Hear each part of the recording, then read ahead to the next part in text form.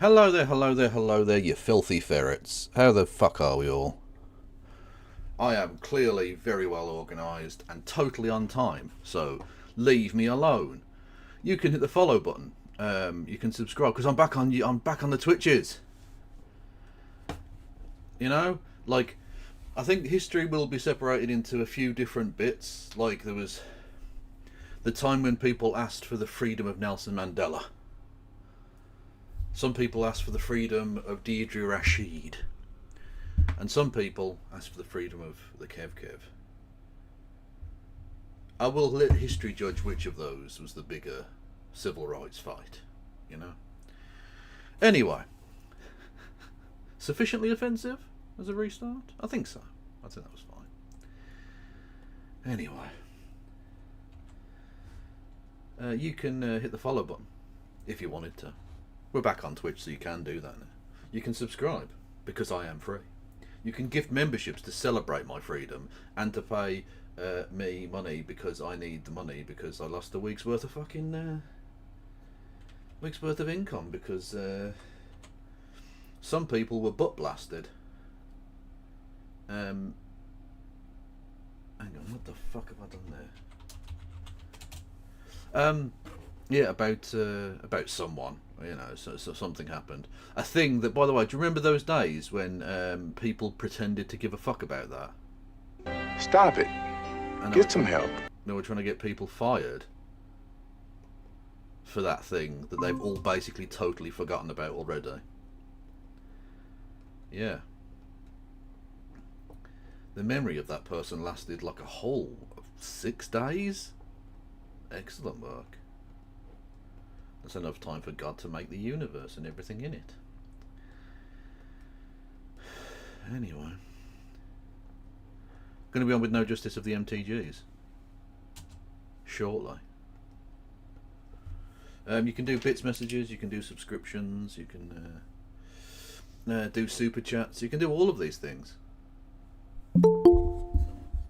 These things are all available to you. Hello there, No Justice of the MTGs. How are you? I'm good. I'm very, very well. I'm glad that you managed to get your Twitch sorted. Thank you. Yes, no, I am. Much like Nelson Mandela, I am free. Excellent. Although I'm not dead. True. That does help. Yeah. But you have been released from Twitter prison. Look, I don't want to say I'm better than Nelson Mandela. I don't want to say that. But, I mean, if Nelson Mandela was so good, where's the Nelson Mandela 2? Exactly. That's so true. That's so true. Oils like a baby otter. Anyway, how was your trip? How was your globe-trotting adventure? I had a lot of. It was, you know what? I did fuck all, and it was great. Awesome. Well, whilst you were gallivanting, some of us, I did what do you call it? Normal Island twice this week. I've been on my Sigma grind set. Absolutely, and getting paid nothing to do it. Absolutely nothing. Like the grind set doesn't pay off straight away though. You put in the work and it pays off later. Honest, and it's not just a weird sex criminal in Romania making money. It isn't, I promise. How was it? How was it? I did catch some of Normal Island where you were talking about digital ID, and you kind of crashed out, which was great. I very much enjoyed it. I crashed out about what? Sorry. ID cards. Oh yeah, no, I did. Yeah. I'm not happy about it. Yes, certainly. Also, I mean, and we've been proven correct, of course, because apparently one of the companies that's being pinned for the technology behind that is owned by, you'll never guess this, Tony Blair's son. I didn't even know that. I thought it was going to be Larry Ellison. Well, I'm sure they'll be involved, and I'm sure Palantir and all of these evil bastards will be involved in some capacity. But apparently, some of the technical side of it will be handled by Tony Blair's son, to the tune of presumably hundreds of millions of our pounds into his pocket. Indeed. So it was funny as well, like when I found out that Tony Blair is apparently going to be the supreme leader of Gaza moving forward. The new emir. I can't wait. Yes. And so my assumption is that the reason he's there is because he had some nice little handshakes with some Saudi some Saudi aristocrats. I imagine so, yes, because that's how that works now. Yeah. Honestly, Saudi Arabia is such a malignant tumour as well. Like, don't get me wrong, America's the bigger problem here, but it's just gross. I mean, what I find, I mean, I've pointed this out on stream before, but I don't know whether I was on stream with you. But what I do love about Saudi Arabia is it kind of shows that actually, when you give people the choice between strict adherence to religious principles or the treats that you get from being a petrostate, they choose the treats every time. Yeah. Well, to be fair, treats are tasty, whereas human rights are expensive. Have you considered these truths of the world? Have you thought about how standing up for your fellow Arab would actually cost you a lot of money and make America mad, and then the oil money would stop, and then you wouldn't be able to give Cristiano Ronaldo £1 billion a week to be old and shit.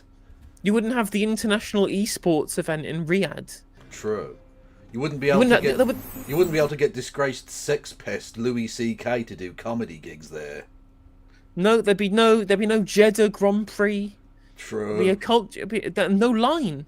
No fucking line city. What's it called? Riom or some shit? Yeah. Neom, yeah. Neom, yeah. Absolute nonsense. Fucking Jesus Christ. Firstly, it's just a bad idea. Like, there's a reason that cities developed in the way that they did, and it had absolutely nothing to do with the fact that a line. Let's make a line city. No, that's silly. There's a reason that civilization sort of clumps around a nucleus. It works as a construct. It's also efficient. It's efficient to ensure that if you have a circular city, then you minimise the distance that you have to travel to each other point on the city from where you start within that city. Whereas if you're in Neom, the distance from one end to the other has been maximised the longest it could possibly be. Like, literally a straight line is the way in which you would make it the least efficient way to travel from one side to the other.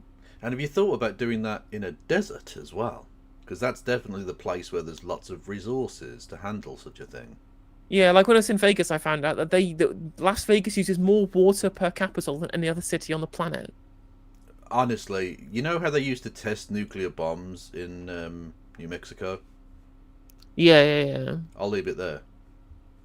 I'll leave it there for terms of service reasons. I will leave that thought there. Yeah, but there's a very famous instance of people talking about nuclear things and potential ways in which it could be used. So we're not going to actually say anything like that because that would be I'm just mentioning a historic truth. They did test nuclear bombs there. Yeah, that's true. Yeah, they did. That's all we need to know. Yeah, indeed.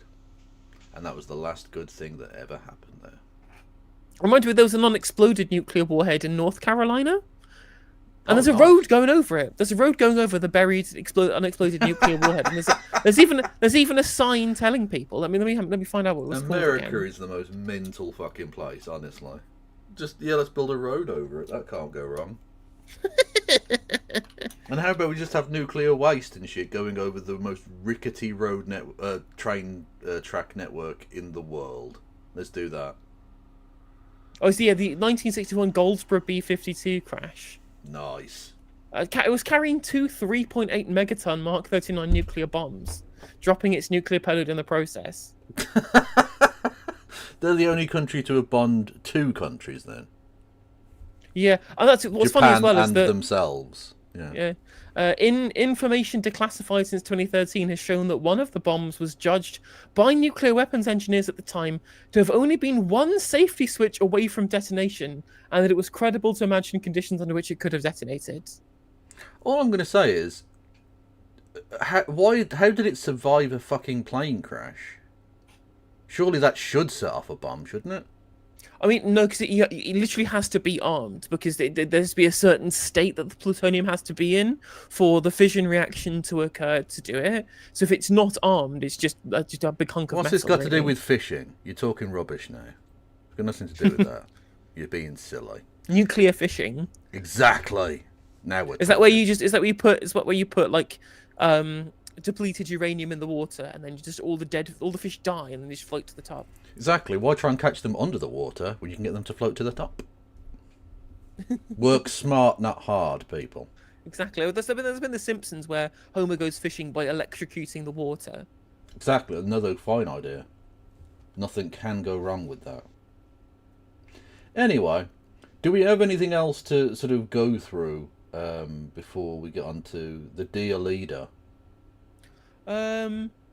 Oh, there was one thing. There was one thing that I wanted to go through. Let me send you the bookmark. Okay. It's worth going through the tweet and then also the thing that is linked in the tweet. Okay. Unfortunately, it does not involve a person that we are fans of. Oh no, not Wesley. I don't want it's Wesley. So I'm just need to. Oh, where's my thing's gone? There we go. I'm just gonna need to change the orientation on my stream just so I get it. Okie doke. The right thing.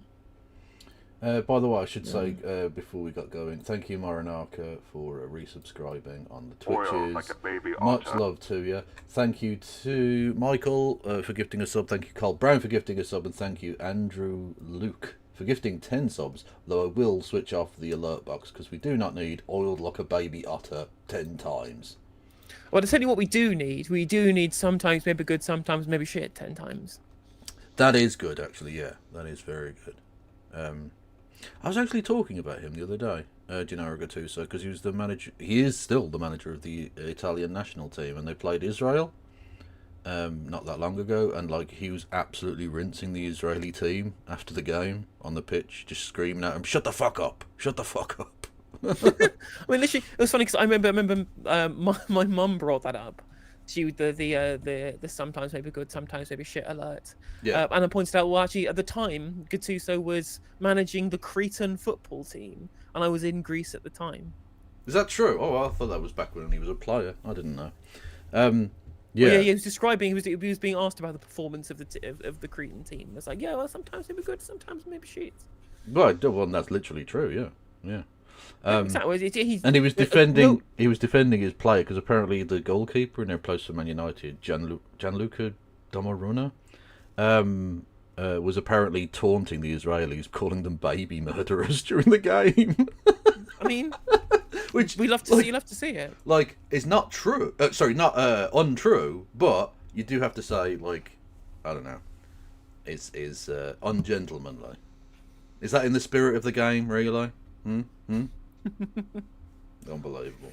I mean, just remind me of there was the Irish MMA fighter, just the fucking throwing his elbow into this Israeli guy's face, going "fuck you, kid killer." It was great. Right. So I was about to say not that Irish MMA fighter, a different one. Just a different guy. One who hasn't one who hasn't been adjudged a rapist, which is good. Whereas Conor McGregor has, of course. Yeah. Anyway, talking of baby murderers, he supports the genocide. I think that works as a segue. We can talk about the pet shop that he burned down. What? Oh, sorry. It's a meme basically, and somebody someone made up a fake screenshot of Wesley saying that he'd burnt down a pet shop, and then it went viral on Twitter. And he literally got asked that by Harry Cole in an interview in the Sun. Like, can you just confirm you haven't burnt down any pet shops? A silence on the issue beforehand was telling, really. Okay, so Wesley says, and this is completely new to me. I've not seen this. The racist language of Jewish supremacy reflects the values of Nazis, not the NHS. I fail to see how medics using such language with impunity doesn't undermine confidence in the medical profession. I have no confidence in our regulation system. So, right. This is the current health secretary wanting to essentially override an independent employment tribunal, which was done against one of the former members of Palestine Action that they don't support anymore and are not a member of anymore, because that would be illegal. That'd be terrorism. You shouldn't. Yeah, you shouldn't say I support Palestine Action. You should never say that. It's terrorism. Bad. Exactly, that would be illegal. They'll take you and they'll put you away forever for 14 years. Literally, if you say the phrase "I support Palestine Action," as we've seen, just taken off the street. Yeah, exactly. Being a terrorist, especially if you're like blind and in a wheelchair. Literally, quite literally, very, very, very true. And so it'd be interesting to see whether or not what he's saying there is correct. So if you open up the article, it goes into a little bit more detail about what's being talked about here. Right, 1 second. I have to switch over the screen sharey bit. So, Jewish News, Britain's biggest Jewish newspaper, even though I don't think I've ever heard of it. Anyway, Health Secretary has no confidence in medical regulators after Jewish supremacy doc let off. Exclusive. Wes Streeting condemns tribunal for allowing doctor who called Royal Free Hospital a Jewish supremacy cesspit to remain in post. So my assumption here is that when the article refers to, or the person that they're talking about, the doctor refers to Jewish supremacy, they're essentially using it as, I guess, a longhand for Zionism. That's my assumption here. Yeah, I would imagine that's the case. Oh, 1 second. The Health Secretary has launched an unprecedented attack on the UK's medical regulation system, saying he has, quote, no confidence in its ability to keep patients safe after a doctor who called for the ethnic cleansing of Jews from Israel was allowed to continue practicing. Okay, time out. That's a rather different thing, calling for the ethnic cleansing of Jews from Israel. It's not the same as saying it's Jewish supremacist. Are we having a little anti-Zionism is anti-Semitism conflation again? But even then, like, I'll be interested to see whether they actually do genuinely want to ethnically cleanse Jews from Israel. Because a lot of people say that that's what pro-Palestinians and anti-Zionist people want to do, when in reality, that's not what that means. Yeah. Dissolution of the state of Israel doesn't mean that all of the Jews have to leave. Isn't the whole point that you create a single state, which is binational? Right? Well, isn't that the whole point? And the whole point of certain Zionists when they make the argument about how Jews have lived there for thousands of years, and that is true, under, you know, a plethora of different states and empires. So just changing the name of the place and making a new state doesn't mean Jews have to leave, because they didn't in some cases. You know. I mean, they were forced to leave on many occasions, but that was mostly by the Romans. It's been quite a while. True. What have the Romans ever done for us? Except the roads and the healthcare system, etc., etc. Dr. Ramala Aladwan, not Aladdin, I haven't just mispronounced that, has become infamous with the British Jewish community for such claims as, quote, the UK is occupied and controlled by Jewish supremacy. In fact, most Christian majority countries are, unquote, and calling the Royal Free Hospital in London, quote, a Jewish supremacy cesspit, unquote. No, I think it is worth pointing out here that even if what is being talked about here in terms of Jewish supremacy, the idea that there is a kind of unique claim to the Levant that belongs to a certain ethnicity, which is what kind of expansionist Zionism would seek to believe, right? Calling it Jewish supremacy, it's not diplomatic language now, is it? It's not, but what I will say is that a great many Zionists are Jewish supremacists as well. It's not necessarily inherent. Is it? I mean, I suppose in a sort of way it kind of is. You kind of have to believe that there is something special about a specific racial or ethnical group, that they deserve the land more than others. So I suppose it is sort of is, but it's not diplomatic in that way. No, it's that would be. As a person who works in a public-facing position, one ought to be a little more precise in their use of language. 100% agree, yeah. Yeah. On Thursday, the Medical Practitioner Tribunal Service, MPTS, ruled that Aladwan, who has parroted extreme far-right talking points like the idea that, quote, rabbis need to reject the Amalek command and the notion that non-Jews are lesser than Goyim, unquote, is fit to practice medicine while the GMC investigation into her continues. Now, so the investigation isn't over. Interesting. I thought the investigation had finished. Yeah. I mean, again, it's not great use of language, but what I will say is that is it not okay to suggest that people should reject those concepts? Like, I mean, and it's literally, in terms of Amalek, it sounds a bit mental, but like, it was literally the Prime Minister of Israel who brought up Amalek at the very start of this bombardment, to justify the murder of Palestinians. So is it not okay to suggest that rabbis, regardless of where they are in the world, should probably reject that kind of violent, insane, genocidal lunacy? Yeah, like talking. I mean, the problem here is this implication that this is somehow unique. This is somehow a problem with all of the rabbis, right? I mean, it doesn't necessarily follow from what is being said here. Like, she's not necessarily saying that that's what. But you could certainly imply that from what's being said here. There is somehow this implication that all of the rabbis have all agreed on the Amalek commandment, quote unquote, when they're, that's just not true. Yeah, true. Thank you, Mad Cat Scotty Eye, and I can't give a duck for your resubscriptions on the Twitch. Don't forget, everybody, I have lost a week's worth of money on the Twitch, so you owe me a week's worth of money. I couldn't even get through the sentence. You can give me money if you want to, but you don't. You really don't have to. Maybe you want me to starve to death. That's fine. It's fine. It's okay. In a strongly worded statement to Jewish News, Health Secretary Wes Streeting responded to the MPTS ruling, saying, quote, "The racist language of Jewish supremacy reflects the values of Nazis, not the NHS. I fail to see how medics using such language with impunity doesn't undermine confidence in the medical profession. I have no confidence in the ability of our medical regulation system to keep patients safe, and I am taking urgent advice on the next steps," unquote. I don't know that saying Jewish supremacy is racist language. There are people who are Jewish supremacists. Now, saying that Jewish supremacy runs countries is fucked up, because I'm not sure that's actually true outside of Israel. But is that necessarily a thing that Nazis would say? Maybe the kind of bullshitters who are pretending to do it because of genuine concern for, like, anti-Muslim, and they're not doing that. They're doing that because they hate Jews. But, like, other than those people, I don't think actual Nazis believe that this is a thing, really. I mean, although most Nazis believed that they were the superior race, like they had a personal level of a feeling of superiority, and that was why they hated all non-whites. Yeah.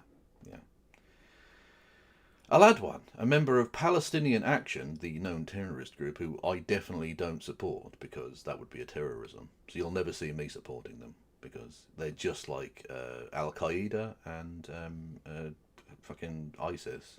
Fact.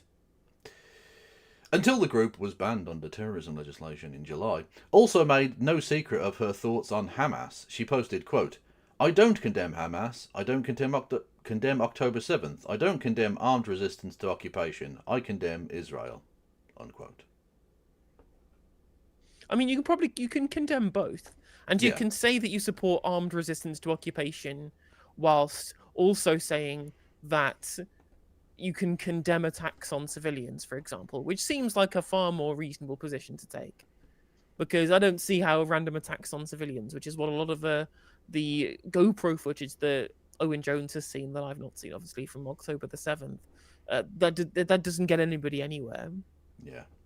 Also, he doesn't seem to have a problem with the fact that there are undoubtedly Zionist doctors that exist in the UK, and the potential for their, let's say, not entirely blind treatment of young Muslim patients. If you see what I mean there. Like, I think there undoubtedly are questions as to whether people who are explicitly Zionist can be trusted with the medical help of people who they see as lesser. I mean, I don't know if that's necessarily a big problem in the UK, but... I don't know that it is necessarily a problem. I just think it is a problem, and I've not heard him or anyone else speak out about this. But apparently this one doctor being a bit of a knobend means, oh yeah, fire her, definitely. I'm saying the double standard exists, you know? I mean, the problem, of course, is that regardless of what happens here, or regardless of what people think about this doctor, is that Wes Streeting is trying to essentially override an independent regulator here. Well, that is also true, yeah. I mean, exactly. How independent is it if he's just able to override it? In the same way that, God almighty, did you see that the lawyers of the totally innocent Luigi Mangione, because he was with me at the time, I don't know why they're even continuing with it, they're now arguing that he can't get a fair trial. because the Trump administration have come out and publicly said that he's guilty many, many, many times. Yeah, so I think they might be able to get rid of the federal case, and so he Yes. only has to go towards a state case. Which would mean they couldn't execute him, yes. Because New York is not an execution state, I believe. Correct. Yeah. Yeah, which, you know, And also is that means something. that also that means you only need one round of jury nullification. True! Not Let's that you go! would need, not that you would need jury nullification, because as we all know, Luigi Mangione is completely innocent. Yeah, he was with us at the time. Do you remember? We were at that Yu-Gi-Oh event. No, you don't do Yu-Gi-Oh! You do fucking Magic the Gathering. It's in the name, Kev. Come on! Jesus! Anyway. The community fuck's sake.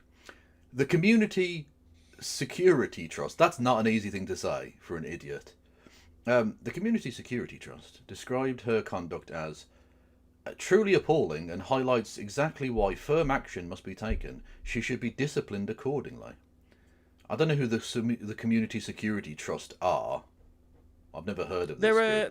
They do like studies and like surveys on antisemitism in the country, right? Okay, but do they? Okay, but is that in the same way that the ADL do studies on antisemitism? So I did read a CST study the other week, and it did seem far more normal and reasonable. Okay. It did seem like they were actually trying to do studies into like actual antisemitism rather than talking about. Because some of them have like, oh, this one person once made a funny face when Benjamin Netanyahu came on the TV. Therefore, they're just like a Nazi. You know, it's ridiculous bullshit. Also, I think a good point is made by Brody in chat. Like, saying that Jewish supremacy controls the UK is the implication that it's Jewish supremacists who are doing the controlling here, rather than the fact that the use of Zionism, the ideology of Zionism, by Western powers to ensure that they have a colonial outpost in the region is what's important here. I think one thing that's really important to nip in the bud is that people will try and say things like Israel owns our government, Israel owns this. I'm like, no. Our governments own Israel. Whilst Netanyahu certainly does lead Trump and Biden, mostly because these people are totally fucking dementia-ridden. Broadly, Israel is a product of Western colonialism in the region. It is dependent upon the West. It is undoubtedly the case that Israel essentially has been allowed to flourish because it suits the West's interests. That's true. But there's no doubt that there is a mutually beneficial interaction financially between the two. For sure. Like, there's essentially a kind of triangle of corruption in the US government gives Israel billions. Israel funds some of that money back to groups like AIPAC and whoever, who then fund the politicians, who then vote for more aid for Israel, and around and around and around it goes, right? There's undoubtedly a mutually reinforcing dependence, if that makes sense. And the ultimate losers are A, the Palestinians, and B, the taxpayers of the West, because we're the ones funding this bullshit. And again, it's not just our countries are benefiting, or our imperialist agenda is benefiting, it's that Israel is undoubtedly having a feedback effect on that. Yeah, 100%. And regardless of who is the one who does the initiation, who has the power, which of course is the United States, but that doesn't make any difference if you are a Palestinian and Western money is being used to encroach and to colonize your land and your homes and your territory, etc., etc. And as you point out, the senility of the American leadership is amazing. Like, in theory, America does have the power if they had a leader and a leadership that had, like, functioning brains. And they haven't had that now for a good many years. What I do find interesting, though, is in the UK, like, it really is just a total kind of capitulation to Zionism very specifically, because we don't even have like Christian Zionists in this country. Whereas at least in America, like, you can just, it's not good, but Christian Zionists are just deranged people, really, because they're trying to do what they're doing to make sure that they can fully go through the prophecy or whatever it is the Christian Zionists believe. Whereas in the UK, like, purely material, purely based in like rational do you want me to self-interest go? of Western Do imperialism. you want me to go through the madness just to give you an indication of how mental these people are? Right? They believe that when the Greater Israel project of having the land from the Nile River in Egypt to the Euphrates in Iraq and everything in between, that will bring about the ultimate battle between Jesus and the devil at the town of Megiddo, which is where we get the phrase Armageddon from, right? And when that happens, all of the good Christians, so like about 20 million Americans, apparently, is all the people that would happen to, will be raptured into the sky, naked for some reason, because God's a fucking pervert. And then all of the rest of the people will die in the inevitable battle across all of the earth between Jesus and his army and the devil and his army. And we will all die and go to hell. Extremely normal. Very normal. And, of course, just bear this in mind, that includes every single Jewish person in the world as well, because they're not evangelical Christians. So you're being used. Jewish Zionists, you're being used for your own murder. By the devil. A thing you don't believe. Just saying. Anyway. The GMC has insisted anti-Semitism and all forms of prejudice have no place in healthcare. But the ruling has prompted criticism from Jewish community groups who argue the decision risks undermining trust in the profession. Streeting's comments pile further pressure on the GMC and the MPTS to explain how such cases are handled. The MPTS told Jewish News that it did not comment on individual cases. The tribunal determination, which the paper has seen, determined that, as per the information provided to it, Aladwan had not fallen afoul of exceptions to a doctor's rights of freedom of expression. Exceptions including, quote, allegations that a doctor is promoting and or spreading misinformation which has the potential to harm public health or undermine public confidence in the medical profession, unquote. Which, you know, I suppose you can say to a degree it's misinformation, but I don't know. Like, should someone be fired for this? I don't really think so. But should someone in higher up in the hospital have a little word and say, like, you can be pro-Palestinian, just maybe lay off the Jewish supremacist Amalek shit. I mean, exactly. Yeah. Especially when you're a public serving role. Again, the issue, of course, is that this is an independent process, and there have already been guidelines set out. And Wes Streeting is essentially being allowed and being dragged by media coverage of this issue to want to intervene into what should be an independent process, right? Or for all of the talk from this government about proceduralism and kind of rebuilding institutions, and they're going, well, actually, I don't like this institution. They're doing, you know, what a Trump or a Farage would do in saying that somehow it is the independence of this institution is the problem, and we should be getting political in the way in which these things are administered. I will say that she did respond. I think she's got a couple of tweets here talking about the. Well, just before we move off Wes Streeting for a second, here's an angle. Maybe we should be grateful that he's taken some time away from attacking trans kids. And that is true. You know, let's just be grateful for that, if nothing else. And literally nothing else. Okay, what do we have here? Oh, this is the person in question, is it? Yes, yeah. She's got like 60k, 30k followers. Oh, nice. She's a good-looking gal. I know that's not remotely relevant, and I probably shouldn't have said it, but it is also true. So go fuck yourselves. I mean, you aren't wrong. You are not wrong. Anywho, for anyone wanting qualification of that, she posted a picture of herself there. Anyway, so she says, where are we? The complaint filed by the malicious and unhinged UK Israeli Jewish lobby. Okay, I don't like that wording. Well, no, exactly, because if it's Zionism, then it's either Zionist lobby or Israeli lobby. These two things are not synonymous with Jewish people. Yeah. I mean, the leading and most powerful Zionist in the country right now is a Christian man who is the son of a toolmaker. Much like Jesus himself, in some way. True. Anyway. Well, although, unless you believe his dad was actually God. In which case, I mean, he made billions of tools, I guess. Anyway, with medical... Right, 445 pages. With my medical regulator targeted 5 main topics. My response was as follows. 1.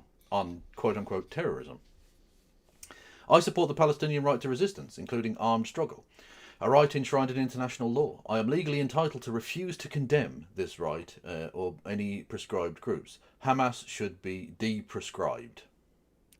Thing is, that is something that you're allowed to say. Like, you're allowed to say, I don't think that this judgment of something as a terrorist organization is correct. What you can't say is, and because I think that's wrong, I support them. You can't do that. That is illegal. Exactly. So you can say, I think the prescription of Palestine action is a fucking disgrace. It's an embarrassment and obviously a misuse of a law that we were promised would not be misused. ID cards, ID cards, ID cards. And therefore it's bad and should be de-prescribed. But you will never hear me say, I support Palestine action. Because it's illegal and I'm not a terrorism, okay? Jesus had 2 dads. True! Exactly. Joseph was the dad that stepped up, okay? 2. On Jewish supremacy. It is synonymous with Zionism. Identifying it as such names the oppressive system, its direct perpetrators and its beneficiary, Jews. Well, again, it's the idea that it's specifically a whole entire ethnicity that stands to benefit from this, I think, is untrue. Because first of all, again, there are plenty of people who aren't Jews who aren't going to be benefiting from it. And of course, the other benefits outside of that, its main beneficiary is the United States State Department. Yeah, that's... You're not helping your case on this one. 3. On antisemitism. The term is a misnomer. It's identity theft. Most Jews are not Semites. Don't do this. Don't do... Because the same is like when they say, like... racists have been doing this fucking shell game for years about etymology. I'm not scared of Muslims. I'm not an Islamophobe. Okay, like, I don't give a fuck if you're, like, quaking in your boots about Islam or Muslim terrorism or whatever, right? We know what that word means. Just like the word television is a combination of Greek and Latin, therefore, it's not really a proper word. It doesn't matter. When I say television, in your head you thought of a fucking television. It's language, it's about communication of information. When someone says anti-Semitism, you know they mean anti-Jewish hatred. Don't be a prick. I mean, the thing is that it is worth pointing out Palestinians are Semites, and Ashkenazi Jews probably aren't Semites, whereas Mizrahi probably are, right? Like, the most European Jewish people are far more genetically related to, or genetically similar to Europeans than they are to Semites from that area of the world. But fundamentally, the reason why we have the term anti-Semitism is because the original anti-Semites coined the term so that they couldn't be accused of Jew hatred. Because whilst it was primarily about hating Jews, they kept saying things like, I'm just opposed to the Semitic peoples, and Jews just happened to be one at the time, so they could get away with it. Whereas I think it is true, it is correct what she's saying here. The accurate term is anti-Jewish hatred, or Judenhass was what it would have been called politically at the time. As in, as has been pointed out, a rational hatred of Jews for being Jews. But just because that term is more technically correct doesn't mean that the language should be prescriptive rather than descriptive rather than prescriptive. Exactly. Insofar as we use the term anti-Semitism to mean anti-Jew hatred, it's the common way it's used in basically every sense of it, and trying to normative deterministic your way into getting rid of the way that everyone uses it fundamentally misunderstands how language works. Yeah, you can't actually your way out of an accusation. No one gives a fuck about your stupid, like, etymological fucking chicanery. You can't technically your way out of that. That's bullshit. We wouldn't accept it from someone. You wouldn't. Again, I imagine this person would not accept that argument from an Islamophobe that technically they're not scared of Muslims. Yeah, but we know what the word means. Words change over time, obviously. Anyway, most Jews are not Semites. Palestinians are the Semites. A more accurate term is anti-Jewish hatred, or brackets, an irrational hatred of Jews for being Jews, unquote. Also, I mean, I know it's a small point, but you've capitalise Semites and Palestinians, but not Jews, is not a great one as well. I will just say that. It makes sense for Palestinians because it is that of the proper noun of Palestine, whereas Jew is not. Like, there's no. But you're referring to people specifically. I think you probably ought to do that. But anyway, it's true. Right, If you, it's a small point, and it's anyway. Like, if you're going to capitalise Semites there, yeah, exactly. Which is definitely not a proper noun. Oh yeah, exactly. Yeah, that's Anyway, it doesn't matter. Which is also irrelevant here, as the central issue is the Holocaust being perpetrated against the Palestinians.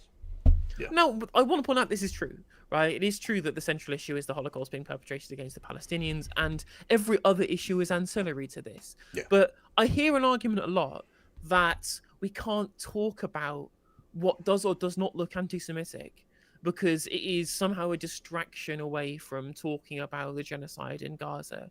And whilst I'm sort of amenable to the idea that we've got a certain amount of bandwidth, right? But the idea that we can't talk about what is or is not optically advantageous to our side, because at the end of the day, we want to win. Yeah. We want to win the argument. We want to win the political fight. We want to win the opinions of the public to be able to have a democratic mandate to stop the genocide by forcing governments to have no option but to go in the direction of their population.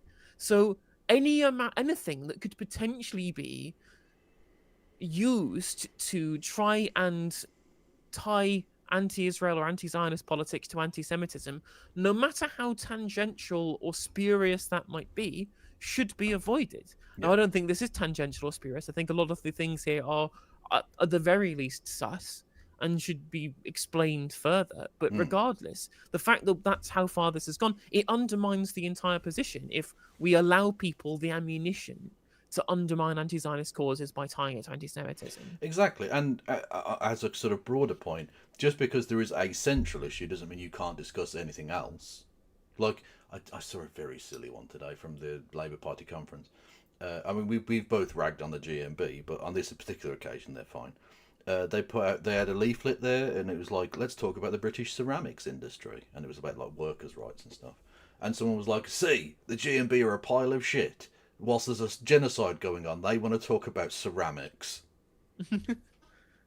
It was like when Ellie Chown said that she was going to be a steward of the rare-leaved water drop war, and I was just like, what about the genocide? Exactly. Like, the rest. Like, yeah, the genocide is ongoing, and that needs to stop, and we can absolutely make that the central cause. But that doesn't mean everything else in the world just has ceased to exist. That's the other things still happen.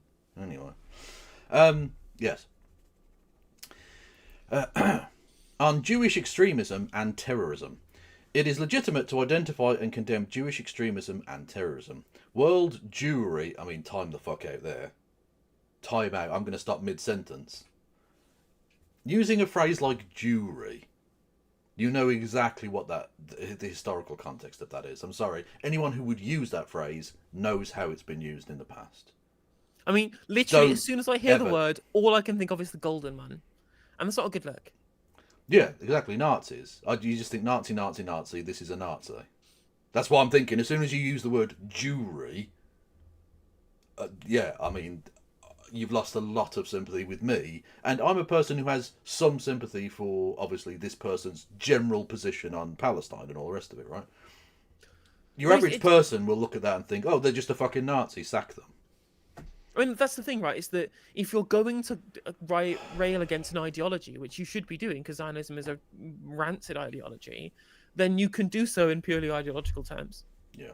It's like if you were railing against homophobia, for example, and yet you specifically said, well, the world Muslimry, they broadly condemn gay people, and they largely are in support of homophobia. Etc., etc., and that would be sus to me if you just happened to say this, the people who are supposed to be the ones who support it, rather than opposing the ideology. Yeah, absolute madness. That's fucking silly. Marx was not. I think someone pointed out Marx was not a Nazi in chat. That's true, but he was an anti-Semite. He was very much anti-Semite. Yeah. It's worth pointing out people in chat saying, "Well, Jewish people and Jewish advocacy groups use the word Jewry." I know that's true, they do, right? but it's very different when a Jew is saying it. Yeah, look, again, what you're doing there is falling into the, well, they say the N-word in rap songs argument. Like, yeah, it's a bit different when the group themselves say a thing than if you say a thing about them. Come on, you know you know this is just fucking silly. And by the way, someone in chat says, did you say jewellery? No, I didn't, although that does actually have the same root word. It's the fact that so many Jewish people were involved in things like gold and silver trading. Because again, what Christians used to do, the usury laws, they couldn't lend money at profit. They couldn't like charge interest on it. And so Jewish people became the first bankers. That's literally how that happened. They were essentially an outside religious group who didn't hold to the same conditions, and so they got involved in banking, which involved the trade of gold and silver, and then the melting and reforming of gold and silver into rings, and so on and so forth. So jewellery was literally the trade of Jewish people. That's where that comes from. I didn't know that. Little fact for you. Anyway, but no, in this case it's Jewry, as in all of the Jewish people of the world, which is not great. Anyway, world Jewry remains largely in support of Jewish supremacy, brackets Zionism, terrorism and extremism, even after nearly 2 years of the Holocaust largely perpetrated by Israeli Jews and the Jewish state. Yeah.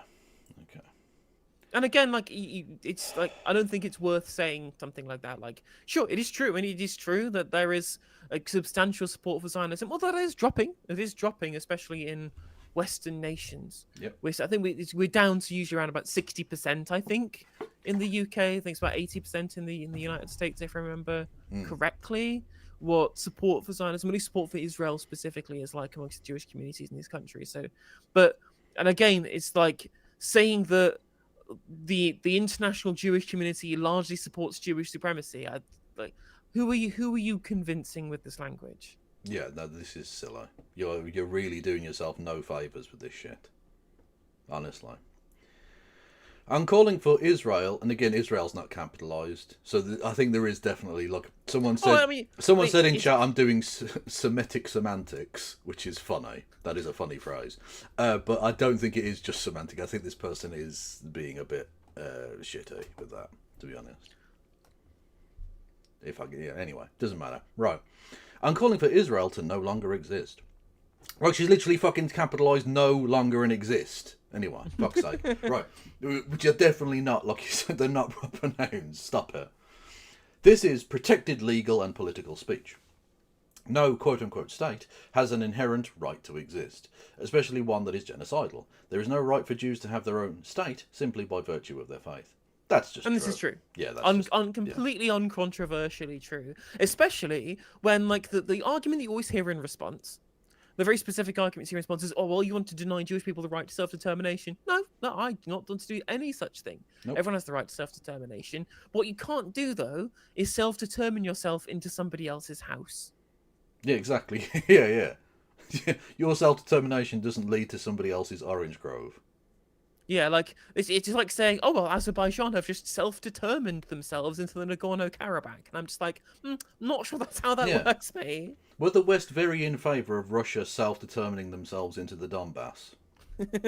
True. Anyway. We must operate without fear.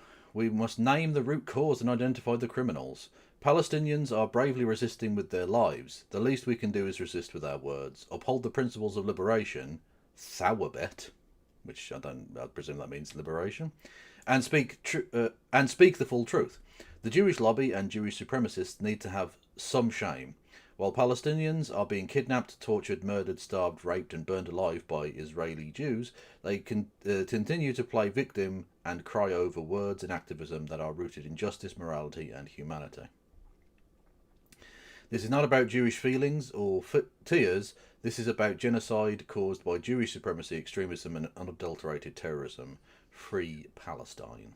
I mean, again, like, people are pointing out, like, calling Jewish rather than a Zionist lobby, again, is that's a bit sus. But I mean, the last couple of paragraphs, when you say things like, if you scroll up a bit, Kev, Oh, which bit Just am so I I on? can see. There we go. That's fine. Yeah. Like, while Palestinians are being killed by Israelis, but to be fair, also they're being killed by Israeli Druze, Arabs, and Circassians as well. They also all serve in the IDF, right? Yeah. And it's the people of the army of the state that are the problem, not the ethnicity of the people of the army of the state. That's the issue. And it is true that people do try and tone police and say you can't say anti-Zionist things. That makes me feel fear. Like that's what was said. That's what Mahmoud Khalil made a really good point. Like, well, you say you're scared, right? But fundamentally, the facts don't care about your feelings in this regard. The fact is that on the ground, people are being massacred. There is a genocide happening in Palestine right now, and whether or not globalize the Intifada or whatever it is makes you feel fearful is irrelevant to the actual meaning of the phrase and the reality of the material support the Western nations have to stop giving to Israel to commit said genocide, right? Yeah. Yeah, very much. The problem, of course, is when you try and tie this to an ethnic lobby or the idea that necessarily the driving force behind Zionism is necessarily ethnic supremacy. Whilst I do think that a lot of these things are rooted in some level to which that they fundamentally believe that there is an inherent Jewish right to this territory because it was promised them 3,000 years ago or whatever. That doesn't necessarily mean that they think they are inherently superior to Arabs or Palestinians, but it's about their claim as a superior claim, I guess, which is may seem a bit nitpicky, but I think it's an important distinction. Well, one of the reasons I try and parse out the difference between, say, the Israeli lobby and Jews is that actually Israel doesn't give a fuck about Jews, fundamentally. They are True, happy exactly, to yeah. weaponize anti Semitism in a way that means that people's actual concerns about anti Semitism are ignored, thus making Jewish people's lives more difficult and dangerous all around the world. They have sought to co-opt people because of their faith around the world who have no interest or connection to Israel, have no wish to see the genocide of the Palestinian people, but their war crimes are being done in their name explicitly to try and cover for those war crimes, thus leading to a more dangerous situation for Jewish people. Israel knows this and doesn't care. Exactly, 100%. So, yes. This person, I think, needs to reevaluate, let's say, at least their tactical approach to this topic. Yeah, I agree. Because again, a couple of the main thrusts of the point are all incredibly reasonable about the ending of the genocide and the ideological problem here of Zionism. It's just there are a few things that need to be ironed out here, and fundamentally, Wes Streeting should not be trying to undermine independent processes for political reasons. Yeah, exactly. It's either an independent process or it fucking isn't. Yeah. You know? Yeah, it's either independent or it's explicitly political or like party political, I guess. Yeah, because I'm sure there are other instances where someone in some other situation said a similar sort of thing about a different group, and Wes Streeting didn't fucking pipe up about it because it wasn't politically advantageous for him. Or indeed that they were being forced to take down like pro-Palestinian stickers because it might upset people. And well, we know that people have had like lapel badges that have been like forced to be taken from them before they go on shift because it might upset a patient. Now, that's possibly true. It might be worth doing that, but ultimately, is that okay? Why is that political like silencing fine? You know. Anyway, it's neither here nor there, I suppose. But the point is, these processes have to be. It's not just that they have to be independent; they have to be seen to be independent. And he's already undermining that possibility by speaking out in this way. I mean, so Sieg in chat says your biggest problem is Israeli being in air quotes. I don't really care about Israeli being in air quotes if you fundamentally don't recognize the state of Israel, which plenty of countries don't do. Then both Israel and Israelis are, as far as they are concerned, misnomers.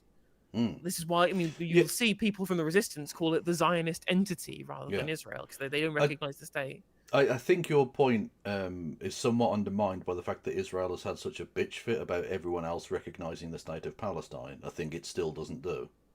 Like, if it's okay for them to not recognise states, why is it not okay for Rama Alawan to not recognise a state? Surely. Anyway. Yes. Shall we move on to... yeah, absolutely. To clarify, everyone is problematic. I win the discourse. Yo, no, Fat Dob's in chat for us, being awesome. Yeah, 100%. Yeah, do you want to load up some Laura Kingsburg? I'm going to get a drink. Yes, we can do that. Don't forget, everyone, if you wanted to, you can help out either, or indeed both, myself and No Justice MTG, with bits and subs and memberships and super chats and all of these things, because we need to eat, because we are human. I promise. Beep boop.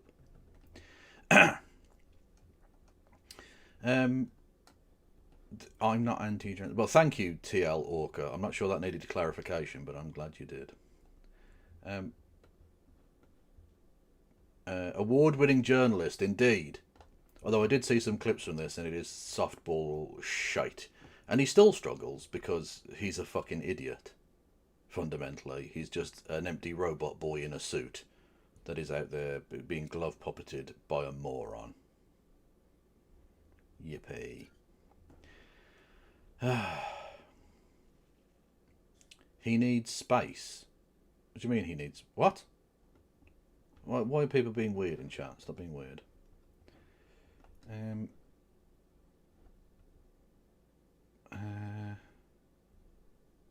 Sorry, I'm just reading chat, which I probably shouldn't do, because you've got to bear in mind you're still fucking broadcasting, Kev.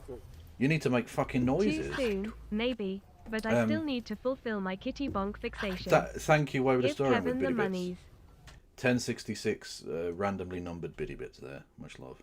If someone else does a thing now, we get onto a hype train, and then I can get to a fingering. I don't know who I'd be fingering, but someone. Did you see Paul Mason's tweet about this? I did not. I presume he was giving him fucking head on Twitter or something, was I? Because Paul Mason is an embarrassing fool. Who, like, if you just watched... Actually, that would be a good experiment, I think. To just watch British politics just through the lens of Paul Mason's tweets about British politics. And see if you could work out what was actually happening in Britain. Trying to, like... trying to work out what the fuck was real from his tweets. Because you'd imagine, just by going by his tweets... that Keir Starmer was really popular and super awesome and like the leader of an anti-fascist international coalition that was going to bring about the working class Marxist revolution, because he's a fucking wanker. Paul Mason says Labour's Keir Starmer is on fire in this Koonsberg interview. Her negative interview style is easy to counter if you actually have a record of delivery and a clear moral compass. Like, but what's funny is that the most kind of viral clip from this is him saying, for the last 10 years, I thought the left have got it wrong on migration, when there are fucking endless clips of him saying the opposite. Yeah. Also, clear moral compass. Didn't he literally just have to fire a guy for being a nonce? Sort of. For being the best pal of the most prolific international sex trafficker of all time. Yeah, but let's be honest. He's pretty nonce, eh? I mean, you can make that comment. I would disagree. We have no evidence. No evidence at all. No. Just like Elon Musk. He's a good boy, honest. He's a good boy. And Donald Trump. They were all totally innocent. They had no idea what was going on. Even after he was convicted, they still had no idea what was going on. I mean, that's again, really the worst part of the Mandelson stuff is him like saying that somehow it was wrong that he was convicted or some shit. Yeah, exactly. He still doesn't accept that he's fucking guilty. Mad. Anyway, let's get on with some yum yum. This morning, the Prime Minister, unpopular in the country, under pressure in his party, as Labour's conference... You know he's sat right there. Keir Starmer, a wanker that no one loves. And he's just sat there, like, just has to take that shit. What a cock. Begins here in Liverpool. Sir Keir Starmer joins us exclusively live.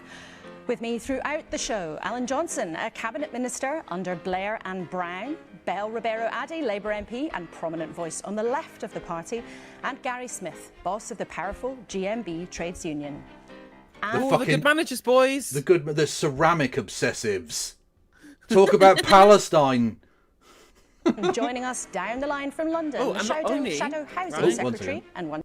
Not only do you have a lefty and the good managers boys, we have a man who, when he gets a 42-inch plasma and puts a document up on that baby, he's seriously looking at that document. Seriously. Very much so. Ah, James Cleverly. Why does he exist? I'm not sure. Anyway, he looks happy. He does look happy, yeah. To be fair, it's early in the morning and he wants to be in bed. That's fine. I'd look this grumpy too.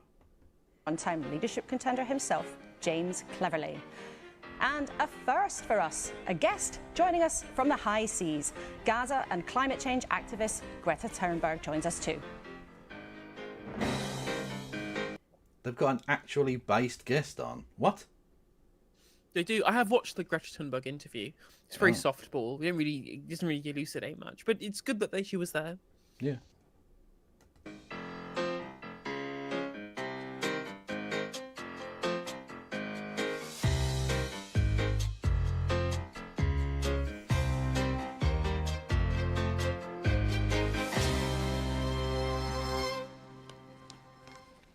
Morning from lovely Liverpool. And let's start, as we always do, with what is making the news today. Many of the papers lead on the mood of the Labour Party. The Sunday Times has a bullish Prime Minister saying we can pull this round. In the Sunday Mirror, he has pointed his anger at Nigel Farage, saying he is grubby. The Independent on Sunday, though, says things look bleak ahead of the budget in November, while the Sunday Telegraph says the Chancellor faces a revolt here at the conference over her spending rules. The Mail on Sunday chooses a different story, leading on Prince Harry and a claim that his attempts to reunite with the King... Why the fuck would you possibly lead with that story? The Mail are a fucking clown show, really.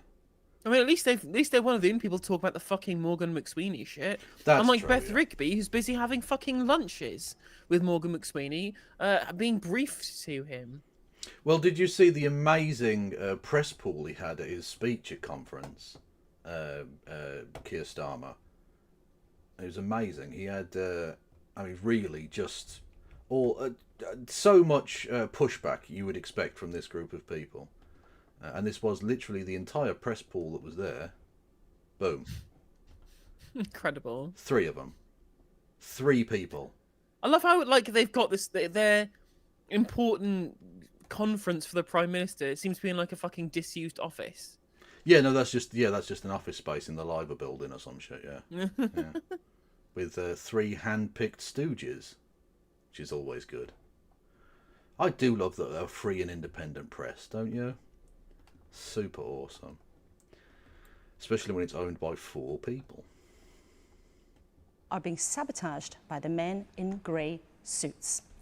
Now then, you might Again, the men in grey suits. You know he sat right next to you. Jesus. Sir Keir Starmer told me and you that he was going to have to be unpopular to get things done. Well, he's achieved that. For months, his party has been behind in the polls. And since we last spoke to him in March, there have been scandals and slip-ups, resulting in the last few weeks open discussion in some quarters of whether he's the right man for the job. 1 second. Once in your party... Sorry. You caught me mid-glug. Go on. No, I was also in the middle of before I said that as well. What I will say, I think I just want to make one more last bit of clarification for the last bit that we did. I'm sorry to dredge this all up again. Okay. I think that one thing I think is really important is that I don't think that Jewish supremacy and Zionism are one and the same thing. Fundamentally, the issue, the reason why what's happening at the moment is happening is because of Western chauvinism. I think that is broadly the ideological position that is shared by Zionists both inside Israel and out, regardless of ethnicity, who support Zionism because they are Western chauvinists and they believe that the West is correct. And there is a coalescing of different positions, whether it is just liberal Zionisms or the actual supremacists, which is the Kahanists, right? The Kahanists are the real Jewish supremacists within Israel, and broader imperialist and colonial interests of the Western hedge more broadly. All of these people share a single ideology, which is Western chauvinism. I think this is the important fulcrum on which the argument lies. I want to make that clear, what I think is the reality. Yeah, no, that's fair enough. Absolutely. Figure in the party told me talks of whether he's up to it is both lunatic and real. So the pressure is on right now for the Prime Minister to assert his authority. Hang on a As we minute. travelled here from London. It's lunatic to question the thing that everyone already believes, that he isn't up to it. He has a worse approval rating than any other Prime Minister ever. Ever. Literally According ever. to Ipsos. Yeah. So look, that's like Liz Truss, Rishi Sunak, Margaret Thatcher. Thatcher in 91, yeah. Yeah. More hated than all of them. Or less satisfied people are with them. Yeah. Mad. To Liverpool, he told me he's up for the fight. Calling at Nuneaton. Crew. If there is ever a person more perfectly fitting the description of not up for the fight than Keir Starmer, I've never met them. I don't know them. Like he's literally the worst possible person at a time of national turmoil, riots on the streets with loads of competing and divisive rhetoric happening across the country, and we have a fucking empty shell of a man pretending that he can bring the country together. And to be fair, actually, you know what? I'll give him something. He has brought the country together insofar as everyone fucking hates him. True. He's brought the entire country together in that all of these policies are hated, he's hated, and his new big idea of the ID cards is also hated. It's very, very true. It's very, very true. It reminds me of when there was the asylum protests and the anti-asylum people were shouting "fuck Keir Starmer," and then the counter-protest was going, "We fucking hate him too," Yeah. which I thought was hilarious. Honestly, he might be the man that unifies this nation in hating him. I mean, literally, the ID card stuff was opposed by Farage, Corbyn, Polanski, Davey, Badenoch, and Swinney, and Rina Pureweth. Baganoch? Who's that? I don't know. Who's that person? Some Scottish person, I think. Oh, okay, fair enough. Not the journey he expected. How are you? Very good. Very good. I'm looking forward to the opportunity to make the case. I really want to make the case. The next 72 Yeah. hours are vital for this leader, under profound threat from reform. What's on your mind? Making the big argument, which I want to do on Tuesday, about the future of the country, the soul of the country. This one is different. Kev, because it's about he's going to change the thing that needs changing, and that's the change that he'll bring about. My favourite new genre of tweet from him is just, "We will do good thing." Pablum. He either tweets out, "Immigrants are bad and we're kicking them out," like some sort of weird Nazi account, or "We will make the change and do patriotic renewal for the good of nation," and it's just a picture of him striding into an office or something. Like, it's just, it really is. Only good can happen. It can only good happen. Yes. about Labour or Labour government versus a different proposition, which is the populist right and reform. So that's why it's a really important conference. The reason he's preparing so intensely for the next few days is that, frankly, the last couple of months have been a bit of a nightmare. We're shortly be arriving to Liverpool Lime Street. He's arrived here after weeks of turmoil in government and months miles behind in the polls. Oh, that's brilliant, thanks. I thought you were going to give me a cup with Liverpool FC on it. One achievement to boast of, meeting local teens to talk about the Hillsborough Law, passed by this government after years. 36 years of injustice, we were able to write that.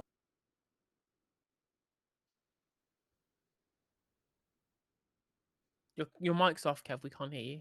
Oh shit, I was fucking muted. What? I was making an absolute belter of a point. Anyway, he's gone to the one place in Liverpool where people weren't alive to remember Hillsborough.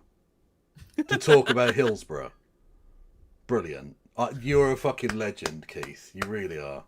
I mean, maybe people would take his supposed support for the Hillsborough Law more seriously. I mean, to be fair, like that, they did actually put it to the Commons, which they basically were forced to do so after Ian Burns twisted his arm. But this guy writes in the fucking Sun. But he writes in the Sun. He clearly doesn't give a fuck about this, and he tried to kick it into the long grass.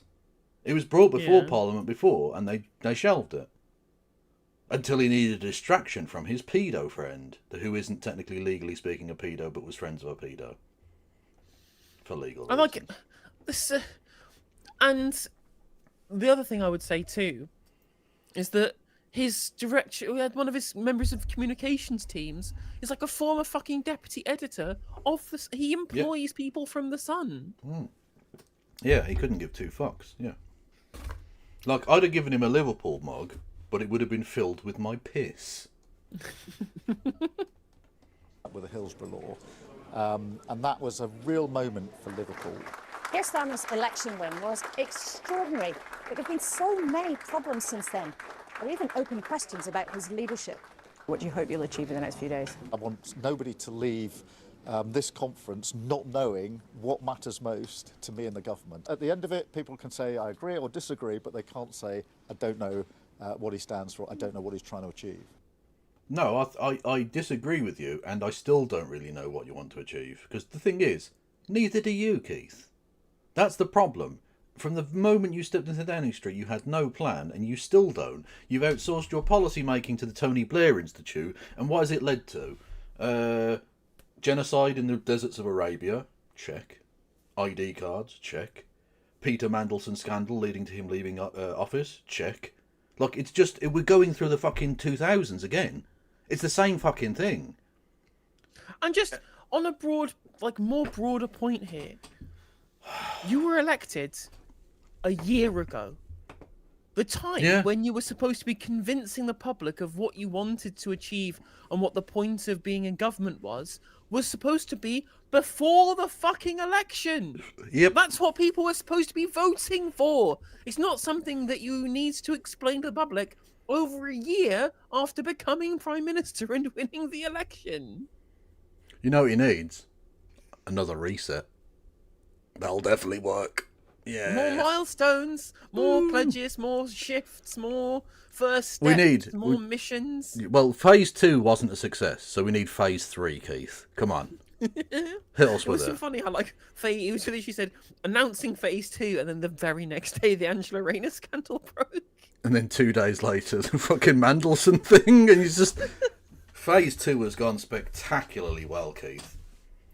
And you know what? When the first reboot fails, do another one. What could go wrong? Well, Prime Minister, welcome to the programme. How much trouble are you in?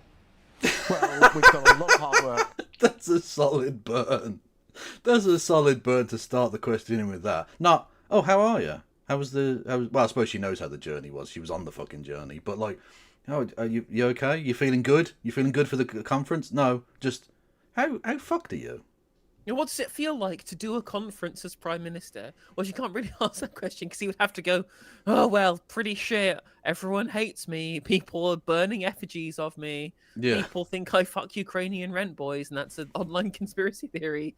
And I'm just like, you know what? Maybe, Keir, all of the lies that you told just so that you could have the role of Prime Minister, which it appears to be the only thing he actually cares about, maybe it wasn't worth it. Yeah. To be honest, I want him to have fucked Ukrainian rent boys. Because at least that he would have one interesting thing about him.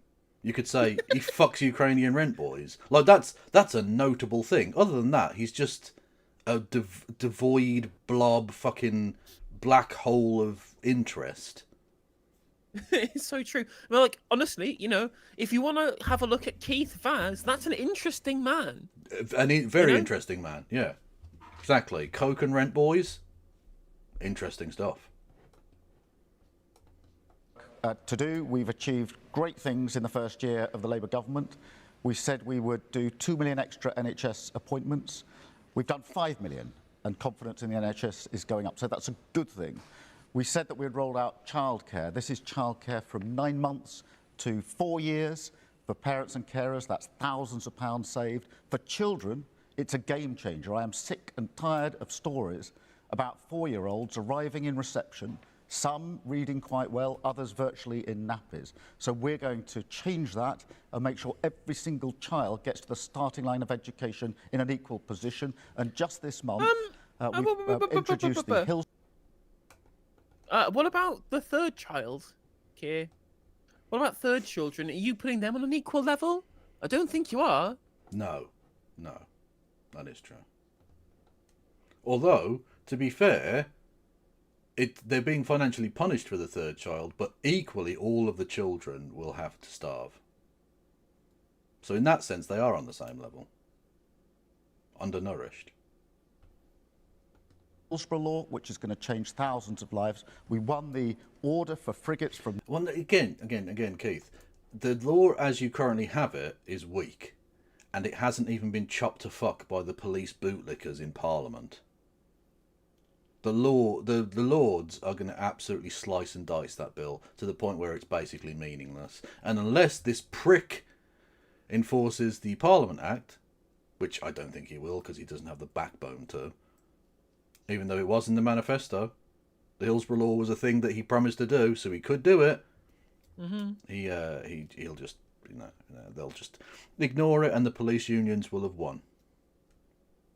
Simple. So, like, again, always check the details. The Hillsborough Law sounds nice, but once the police bootlickers have got their hands on it, we'll see what state it's finally in when it passes, and whether it means anything. Well, yeah, because the Tories literally still have a plurality in the Lords here, and they're the ones who are fundamentally going to be on the sharp end of things like the Hillsborough Law, because it was their government that fucked up. Yeah, absolutely. Norway, that's £10 billion. That's 15 years of shipbuilding on the Clyde. So there's a lot we've achieved, but we've got to do more. We inherited a complete mess, a broken economy, broken public services. We said we would change that, and I always said that would take time. And yet, but I do understand people are frustrated, because if they lived through 14 years of failure, they want change to come more quickly. So I do understand the frustration. That's a different thing than you admitting that you are in quite a bit of political trouble. The very latest opinion polls suggest if there were an election right now, Labour would have fewer than 100 seats. So how much trouble are you in? To be fair, though, that is funny, and it's even funnier that the Tories are looking at about 20 seats. You know it's in trouble. You know that it's trouble for the Tories in terms of seat projections when they're losing the border constituencies in Scotland. You know that it's existential for the Tories when that's the case. Yeah, literally, like the tartan Tory people, even they don't want to be anywhere near them. Like, they're dead. They're a dead party. They're going to finish 5th in terms of overall seat numbers by the looks of it. I think they might end up 6th. I genuinely think they might end up behind Plaid Cymru. I think there's going to be that would be because there aren't even enough seats in. Like, they should be out in any normal year. They would win enough seats that even if Plaid Cymru won all of the Welsh seats, they still wouldn't be anywhere near them. Yeah, if they finish behind PC, that's mental. That's mental. I think what's going to happen is that at the Senedd elections, Plaid are going to come first, and I think it's going to be pretty significant. Probably. Yeah. The shift of votes away from Labour to Plaid. And if that's the case, then I was mentioning on stream before, if that's the case, then what it will mean is that all of the tactical voting type people will see that the real opposition to reform in Wales is Plaid. Yeah. And they will just vote for him tactically to stop reform. Yeah. And so you'll end up with like 15, 16, 17 potential Plaid seats, which if you combine the Plaid and Labour vote together, they would win every seat in Wales. Yeah. Which is mad, every single seat. Before the last election, weren't they down to 2 seats? Well, I mean, they're 6, aren't they? No. The Plaid Cymru were down to 2 seats, weren't they, before the last election? Oh yeah, so in 2019, to see them go up within 5 years from 2 to 17, which in Wales is like statistically a massive majority, because there's only like 20 seats, isn't there, or something? 25 seats. Yeah, and like basically all the Tories are going to keep in the next election will be the kind of posh London satellite towns, right? Yeah. It'll be the Uxbridges and South Ruislip's of this world, you know. Yeah. Those are the only real areas which the Tories have left, because the Southwest is Lib Dem, and the North and, you know, East Midlands, it's all fucking reform. Yeah. It's all reform. Yeah. Southeast's all reform. Well, Laura, we won last year in July a mandate to change the country. How much trouble are you in right now? I always said that would take time. We will be judged at the next election, quite rightly, on whether we have improved living standards, people feel better off, on whether the public services are better, particularly the NHS, and whether people feel safe. All right, mate, Lurpak is £9. Hurry the fuck up. We can't afford to live. Jesus Christ. This guy is just so out of his fucking depth. He hasn't got a clue. Look, he's just a rabbit in the headlights. But I'm asking you about the situation right now, because there are a lot of people in your own party coming here to Liverpool who really worry about what's been going on. Do you accept that you are in political trouble? Laura, in politics, there are always going to be comments about leaders and leadership, particularly at times like conference. There aren't always polls that put the governing party so far behind. behind. Focus on what is it you're trying to achieve. And also, people aren't just saying things like Steve Reed described them as pot shots on Sky News, right? It's not just comments people are making. People absolutely despise you. You have the lowest approval ratings on Ipsos Mori than any prime minister ever. Yeah. Liz Truss, you're worse than Liz Truss, these people. And she killed the Queen and destroyed the most successful political party on the face of the earth in human history. But to be fair, she had two policies and she enacted them both. Destroy the economy, kill the Queen. Boom. Arguably, she's the most successful politician in human history. The Lib Dem sleeper agent. True. What are we delivering just this month? Well, literally, I mean, if you have to keep going back to one piece of legislation you haven't even started to pass yet, like, that's embarrassing. But secondly, going back to Liz Truss being a sleeper agent, literally, she's a former Lib Dem who's going to lead to the Liberal Democrats being the official opposition. This is true. She's been very effective as a sleeper agent, you know. Not like that Czechoslovak spy.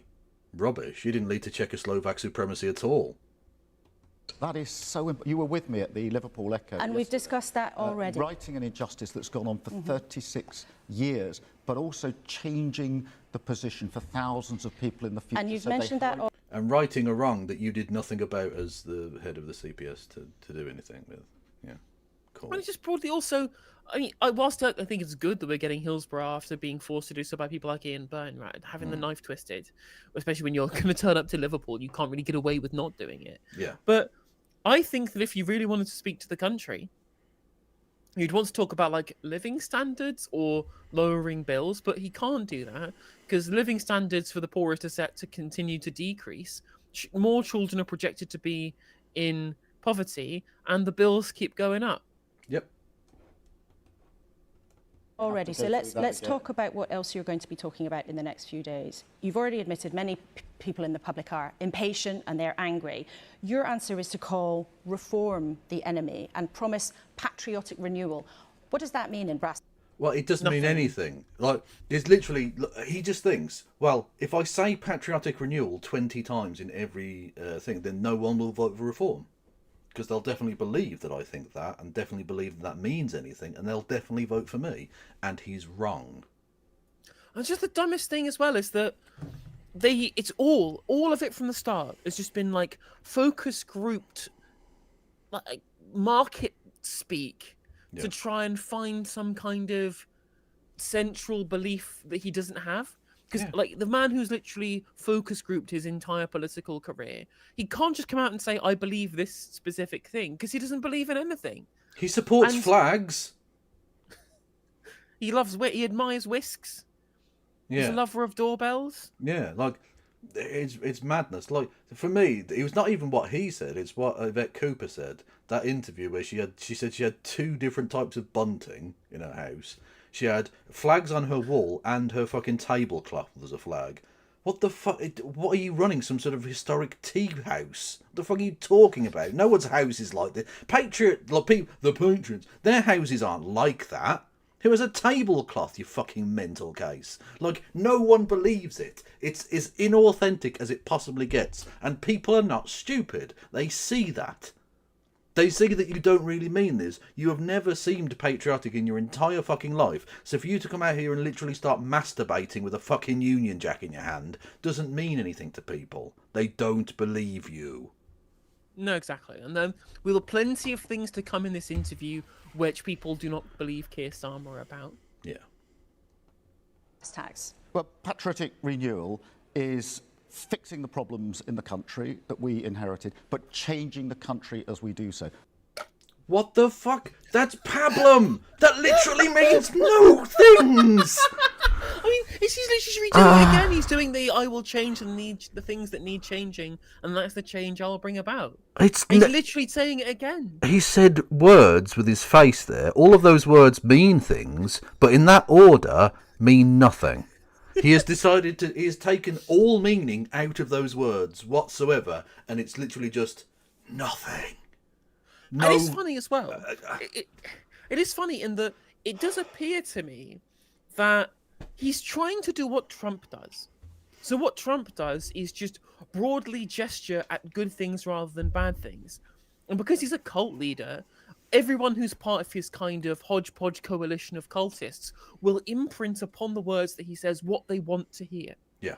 When he says, "I will do the good things," they all believe that he means the same good things that they do. Yeah. But the fact that Starmer is quite literally the opposite of a cult leader, he is charismaless, rizless, he is completely devoid of personality and could fail to persuade. And has no following, ultimately. So you can't have a cult without anyone that follows you, yes. Exactly. He has no followers. He's got no fans. Yeah. You got no fans, your stadium's shit. Yeah. literally. And so when people hear his pablum, because they hate him too because of all the things he's done that have been bad already, they therefore assume that all of the things that he says he's going to do are going to be even more bad things. He is like the anti-Trump in every sense of the word, and he's hated for it. Yeah. He really is. Yeah. It's like when we came to the digital ID stuff, people kind of broadly supported it till Keir Starmer announced it. Now everybody hates it. Yeah. Because they all assume that he'll be doing it the bad way because, well, look at his record in government up to this point. Like people, you could come out tomorrow and say free puppies for everyone, chocolate on a Tuesday, everything, yay, wonderful stuff, and they're like, no, I don't want that now, because it's Keir Starmer puppies. It'll probably be some sort of fucking deformed, deranged lunatic dog. Yeah, exactly. It'll be like the scraps of a dead dog delivered to your fucking house. Fucking. And he'll also say, well, technically, we've delivered a dog to every house in the country, and children are crying, Keir. Let me just give you 2 or 3 practical examples. We've got to get the economy working. We've got to get wealth creation, but it needs to be everywhere across the country. But again, that means nothing. We've got to get the economy working. What do you mean by that? What policy do you have to make that pablum come to pass? And what policy? So let me start that again. Sorry. Yeah, absolutely. What policy is he going to implement? And then what would that actually achieve? What does, in material terms, getting the economy look like? Growth for the sake of growth? Does that look like rising living standards? Does that mean the wages are going to rise higher than bills? Like, what does this mean in real terms? People want to know how it's going to affect them, how you're going to solve their issues. Yeah.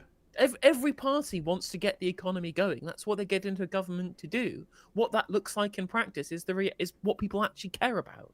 Yeah, like unbelievable shit. Like as if a politician would ever be out there be like, we want the economy to stop working. No, every politician wants the economy to work, but what are your policies? What does patriotic renewal mean? And so far, it's nothing, nothing, and nothing. Brilliant. That is what I want to change. Not going back to economic growth that is in some parts of the country, but not all parts of the country. With the NHS, obviously we need to fix it, but I want to do more than fix it. I want to make sure it's fit for the future. So that means bringing it closer to people, recognising the way in which disease and illness has changed, making sure we're using technology as we go forward. And the other thing is... He means giving Tony Blair's son more money for AI shit. I mean, because this actually is close to a policy, and broadly, I think a lot of those prescriptions are fine, having the growth everywhere, but they're also for who? Like, just because house prices are rising across the country and that means growth is there, doesn't mean that it's in the hands of working people, as he would describe it. Yeah. And when you talk about things like embracing technology, like when Keir Starmer talks about embracing technology, it's clear that you can see that he's trying to relive the white heat Harold Wilson speech, embracing the white heat of technology, right? The problem, of course, is that when Harold Wilson talked about it, it was a way of ensuring that workers were more productive, and therefore it could justify higher wages for workers, because those would be the people operating the machines. It was about giving people the skills for the technologies of tomorrow. And that's not what this is for Keir Starmer, because the workers are not going to be the ones who benefit from AI slop technology. It's going to be the techno-feudalists that benefit. Sure, we'll get some data centers and that will need plumbing, like once. Yeah. And other than that, it's just going to be people managing servers and doing like security work, which, fine. That's more jobs than we have right now. It's a non-zero number of jobs added. Is it good jobs? And is the technology being used to benefit the people who are doing the work? Is it giving these people the skills they need to be dynamic in the economy? Which, of course, it is not. It is throwing public money into the pockets of Oracle and Palantir. Well, I was about to say, yeah, you've sort of hit on the point there. Is it an efficient use of government money? Like, because you can create jobs by just throwing money at things, but could you do more, far, far more, investing in things like the supply chain at fucking Jaguar Land Rover, which actually employs lots of people, or just giving it to Palantir for 7 jobs at minimum wage?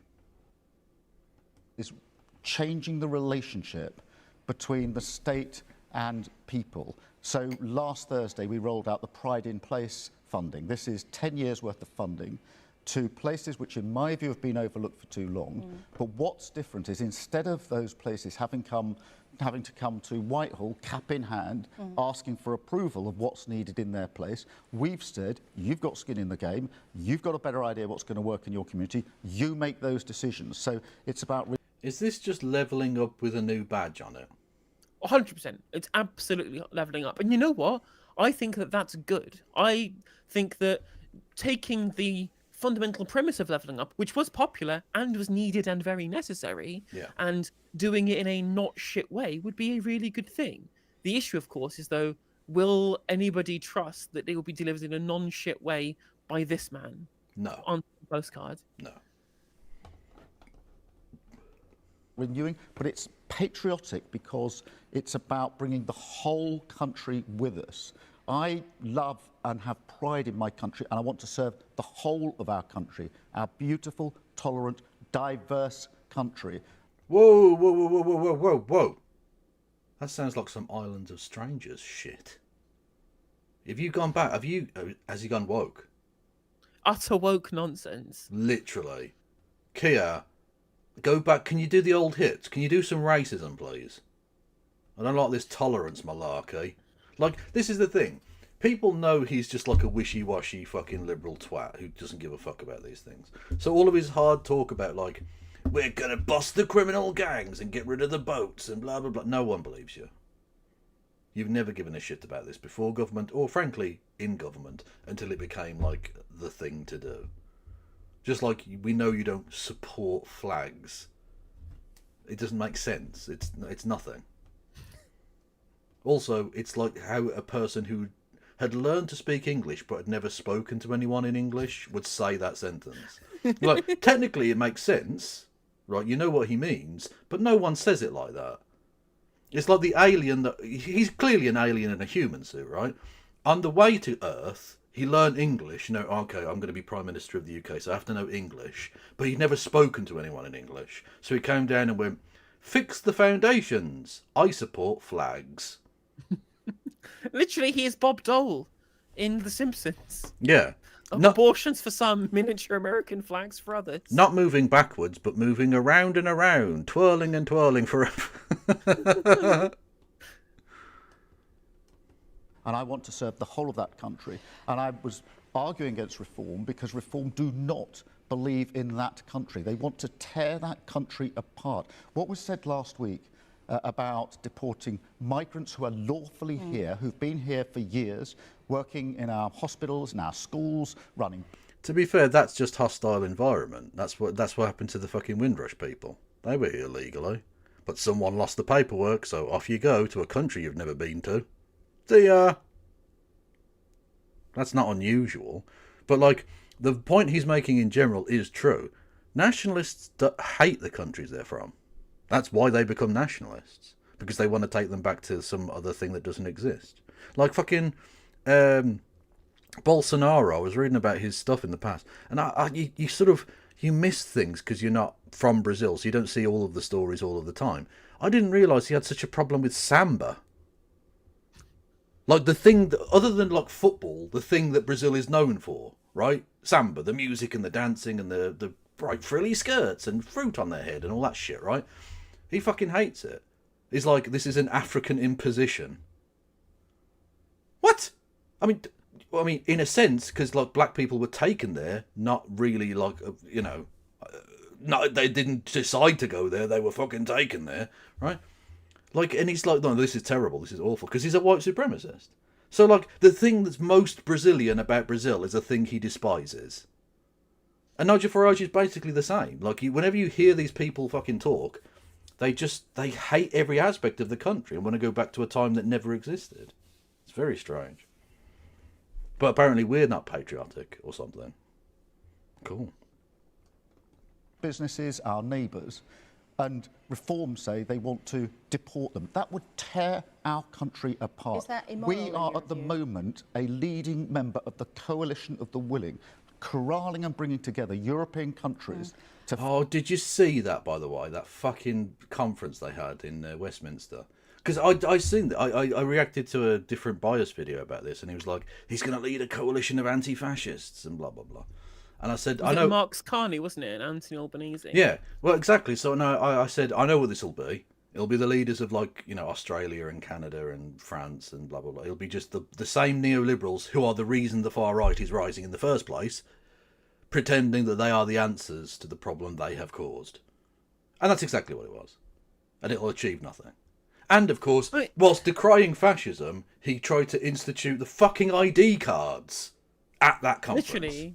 Literally, like, for somebody who is trying to win over reform voters, yeah, he doesn't realise that the reason why they don't want to vote for him and want to vote for reform is because they believe that he is part of the New World Order, globalist World Economic Forum, George Soros-funded, liberal communist, international finance, great replacement conspiracy cabal. Yes. And so standing on top of a stage with other world leaders who they believe are also part of that cabal, who then, with big letters, spelling out the name of your shadowy lobby group and think tank, who are under investigation for financial impropriety because you've been donated to by other people who these people also believe are from the World Economic Forum, George Soros International Finance Capital Cabal, right? Corporate cabal, right?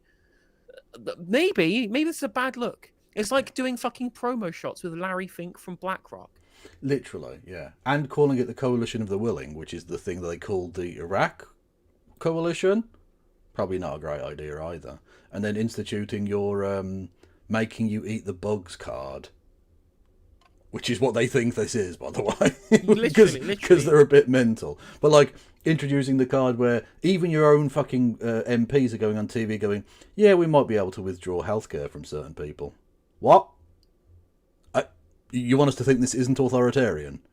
And yet you're invoking, like, letting foreigners bleed out in hospitals or something, you fucking mad bastards. Jesus Christ. Oh. Talking of mad bastards, some people are mad enough to give me money. What a segue. And you can do so either to myself or No Justice, in the form of bits and subs and memberships and all of that jazz. Super chats. These are things available to you. Fight the aggression of Putin. Imagine if Reform came in and they were cozying up to Putin, But and on the that impact policy that would have. specifically- No, I think you mean the self-determination of Putin, please. That's what we've decided now. It's self-determination of the Russian people in eastern Ukraine. What I found really interesting, that More in Common have done polling of Reform curious voters, and on what their concerns are that make them only curious and rather than wanting to vote for Reform explicitly. And the two biggest reasons that they give are Reform being close to big business and Reform being close to Donald Trump. Yeah. And these are super easy wins. They're incredibly easy wins because it's so obvious to anybody. If once you actually look into it, funded by massive ultra capitalists, by people with loads of money, people with big corporations, right? And very obviously with his fucking head up Trump's arsehole. Yeah. the problem is, of course, that Keir Starmer can't use that attack line because he is also both of those things. Literally, yeah. Also, in terms of was it reform curious voters? I'm just going to say it now. Reform curious is not welcome at Pride. I'm not having it. That would have on our security and defence. And that's why I say to my party, and my main message to this conference is, this is a different fight. It is a fight about the future of our country, about who we are as what patriotism is, and what we stand for in our place in the world. It's a fight we must be in, and it's a fight we must win, and I'm absolutely determined that we will. But for many people, there has been concern about what's going on in this country because of immigration. And you yourself said on Friday that the left got it wrong on illegal immigration. When did you realise you'd got it wrong? Well, I've thought for some time that the left got it wrong. Oh, notice he doesn't want to say he got it wrong, which is, I mean, true because he's not on the left. But yeah, thank you, Jack Mellor, who says, "Take my money, then you fabulous Brummy, you." So you could have called me a cunt there, and you missed the chance, Jack. And also, like, it's just, he literally said on stage, when he was campaigning to be the Labour leader, that all of the problems of the economics in this country are nothing to do with migrants and are of political failure. Yep. So it's kind of strange, one would think, for Keir Starmer to say, well, I've been thinking that this is true for a while, we've got it wrong on migration. I'm like, well, you didn't seem to think it in 2020, did you? Didn't seem to think it 3 months ago. Like, it's only since the flag shaggers have popped up, they seem to have given a fuck about it. You realise that? I mean, soon after I was a politician, I went to Oldham and met a number of people there who wanted to tell me what their concerns were. So what, more than 10 years ago, you thought illegal thought that immigration we've was gone got wrong? this wrong, and we needed Okay, to hang on. take... Whoa. Kevin, I'm not very good at maths. Can you let me know, right? Is 5, which is the number of years ago that 2020 was when you made the statements about the problems being the fault of political failure rather than migrants, right? Is that more or less recent than the 10 years ago that he is claiming that he thought the left had got it wrong on migration? I believe, I'm just checking my maths on this one, I believe it is more recent than that. Yes. Okay, well, if that's the case, right, if your maths is correct, because again, I'm not very good at maths here, if your maths is correct and it is more recent than when he claims that he started thinking the left got it wrong on migration, that would mean that he is a liar. A proven, morally corrupt serial liar, one might say. No one believes that. No one. Not a single person in the world believes that. Not a single one. Exactly. We need to understand what people's concerns are. So what did you do about it then? Well, we came into power 1 year ago. One of my frustration is I came into politics and I spent 9 years in opposition. That means 9 years voting and losing. We've had 1 year in power, and what we've done is take measures to improve law enforcement to tackle illegal migration. I want to strengthen the powers of those who enforce our borders, our law enforcement through the Borders Bill. And the dogs, the rubber-sniffing dogs. He doesn't give him a shout out much anymore. It's a shame. It's almost like he's forgotten the people that got him into this position, you know? Reform, and the Tories vote against that. We've struck a returns deal with France that means for the first time since we left the EU, because... And they've flown 3 people back. Well, we've flown more people to France than we ever flew to Rwanda. So that is, yeah, that is true. Score 1 for Labour. Woo! Brilliant, yeah. Like, I mean, Keith, if you think flying 3 people to France is going to achieve your goal here, I think you're wrong. I'm just saying. Back in the days of the EU, we could actually return to France and other countries. Now we can return to France. We're doing, we've done 35,000 returns since we've been in power, which is the highest number for nearly 10 years. Have you ever been to see an asylum hotel? Yes, I have seen an asylum hotel. And what did you think when you went there? When you went to which community? Can you tell us where you went? I want to reduce the number of people in asylum hotels. I want to empty those asylum hotels. I completely understand the frustration that people have in relation to the hotels. It's so, well, yeah, but the thing is, it's not about the hotels. Because if you put them in houses, they'll say, oh, see, they're taking our houses. If you put them on military bases, they'll say, see, they're taking our military bases. fundamentally, the people who oppose this don't want these people to exist, or at least not exist within 1,000 miles of Britain. No, exactly. Like, they don't these care. people It's got nothing to do with the practical implementation of a fair system. They don't want brown people here. Yeah, 100%, 100%. Right. I mean, there are probably some of them who don't care about the skin colour necessarily, but just. Oh, there are some that hate Poles as well, to be sure. Yes. Yeah. True. But fundamentally, they just don't want people here claiming asylum. Fundamentally, though. Yeah. That's right. So it is about the skin colour, because these people are also very happy with people coming here as refugees from Hong Kong and Ukraine. So. Yeah, exactly. But those are the good ones. Although I worked out a positive of this for me personally the other day, live on stream. The Irish are only recently accepted into the white people club, right? And you know what it is? Last one in, first one out, right? The Ukrainians have just pushed in behind us.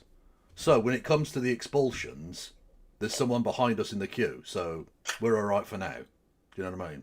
The Irish, +1 score there. Cha-ching. There you go. There you go. It frustrates me because what happened was we inherited tens of thousands of asylum claims which hadn't been processed by the last government. You have got to process them. So they then opened hotels to put people into hotels. It's my job to empty. He says, well, you've got to process them. The people you're trying to win over, Keir, because you've failed to push back for over a year on this rhetoric, they don't think you should be processing the claims. Yeah. They think that these people are quote-unquote illegal immigrants and should be deported without having their asylum claim heard, because at no point between being in opposition and now did you explain to literally anybody that it is perfectly legal to arrive via irregular means and claim asylum. Yeah, exactly. They don't think you should have an asylum system. They think you should have a catapult that just fires them back to France. As soon as they land, you just go ka-doing, and they just fling back to Boulogne or whatever. So what I've done to do that is to ensure that we've got many more people processing claims. Where we process claims and people have found that they've got no right to be here, we're returning them to the country they came from more than ever by before. 2029, which people do keep saying this. I even saw GB News hosts saying this too, and it's really key to pick people up on this.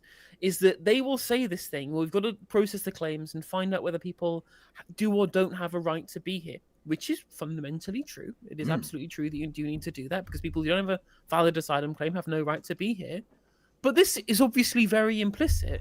That if it's someone who does have a legitimate asylum claim, they have every right to be here, and they're not an illegal immigrant, quote unquote. Yeah. He is already disproving his own point that he made earlier by implicitly making the case that there are plenty of people who are arriving via irregular means on small boats who are not illegal, who do have valid claims and have every right to be here.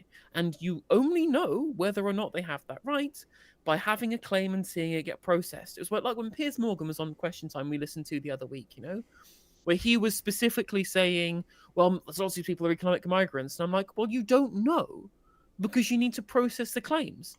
And then when you do process the claims, funnily enough, like 60% of them get accepted on appeal, meaning actually most of them are legitimate asylum seekers. Yeah. They aren't illegal, and they do have a right to be here, which he has just admitted, which of course lets the cats out of the bag and made sure every one of the people who's watching who votes reform that he wants to win over, that he won't win over, meaning they think that he is going, oh, we can just accept people in from anywhere.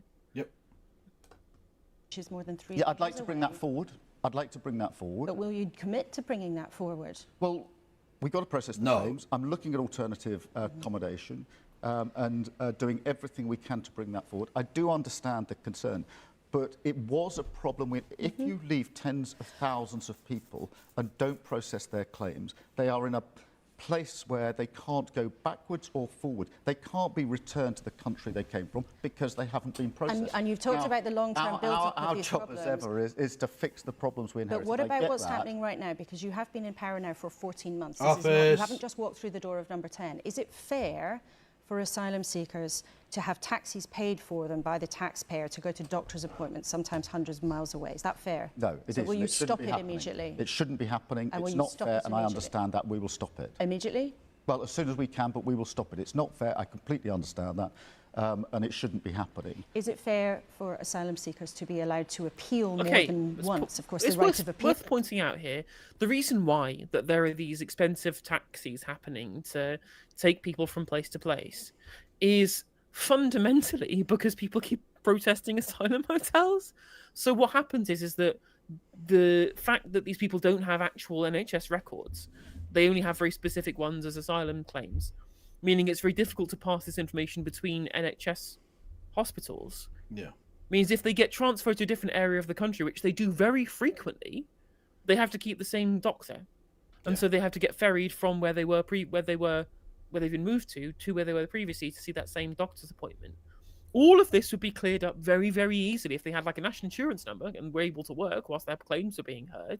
And indeed, if people stop fucking messing around protesting asylum hotels, forcing them to close, and moving asylum seekers around the country, meaning they have to get shipped back to another NHS hospital. They've literally made their own misery. Yeah, like a weird racist game of whack-a-mole. Yeah. Very strange. Not very strange, very evil.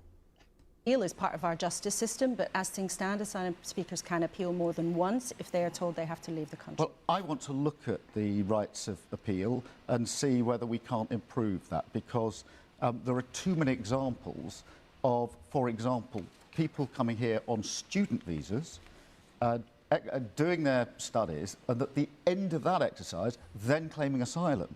We've got, even in the last few weeks, when we've had the returns agreement up with France, when we've tried to return people, there are claims put in hours before the return, which could have been put in weeks before. So we need to look. You know what? I respect the trolling. Just like waiting to the last minute and going, oh, asylum card. Like that's I appreciate the bants involved in that. That's lovely.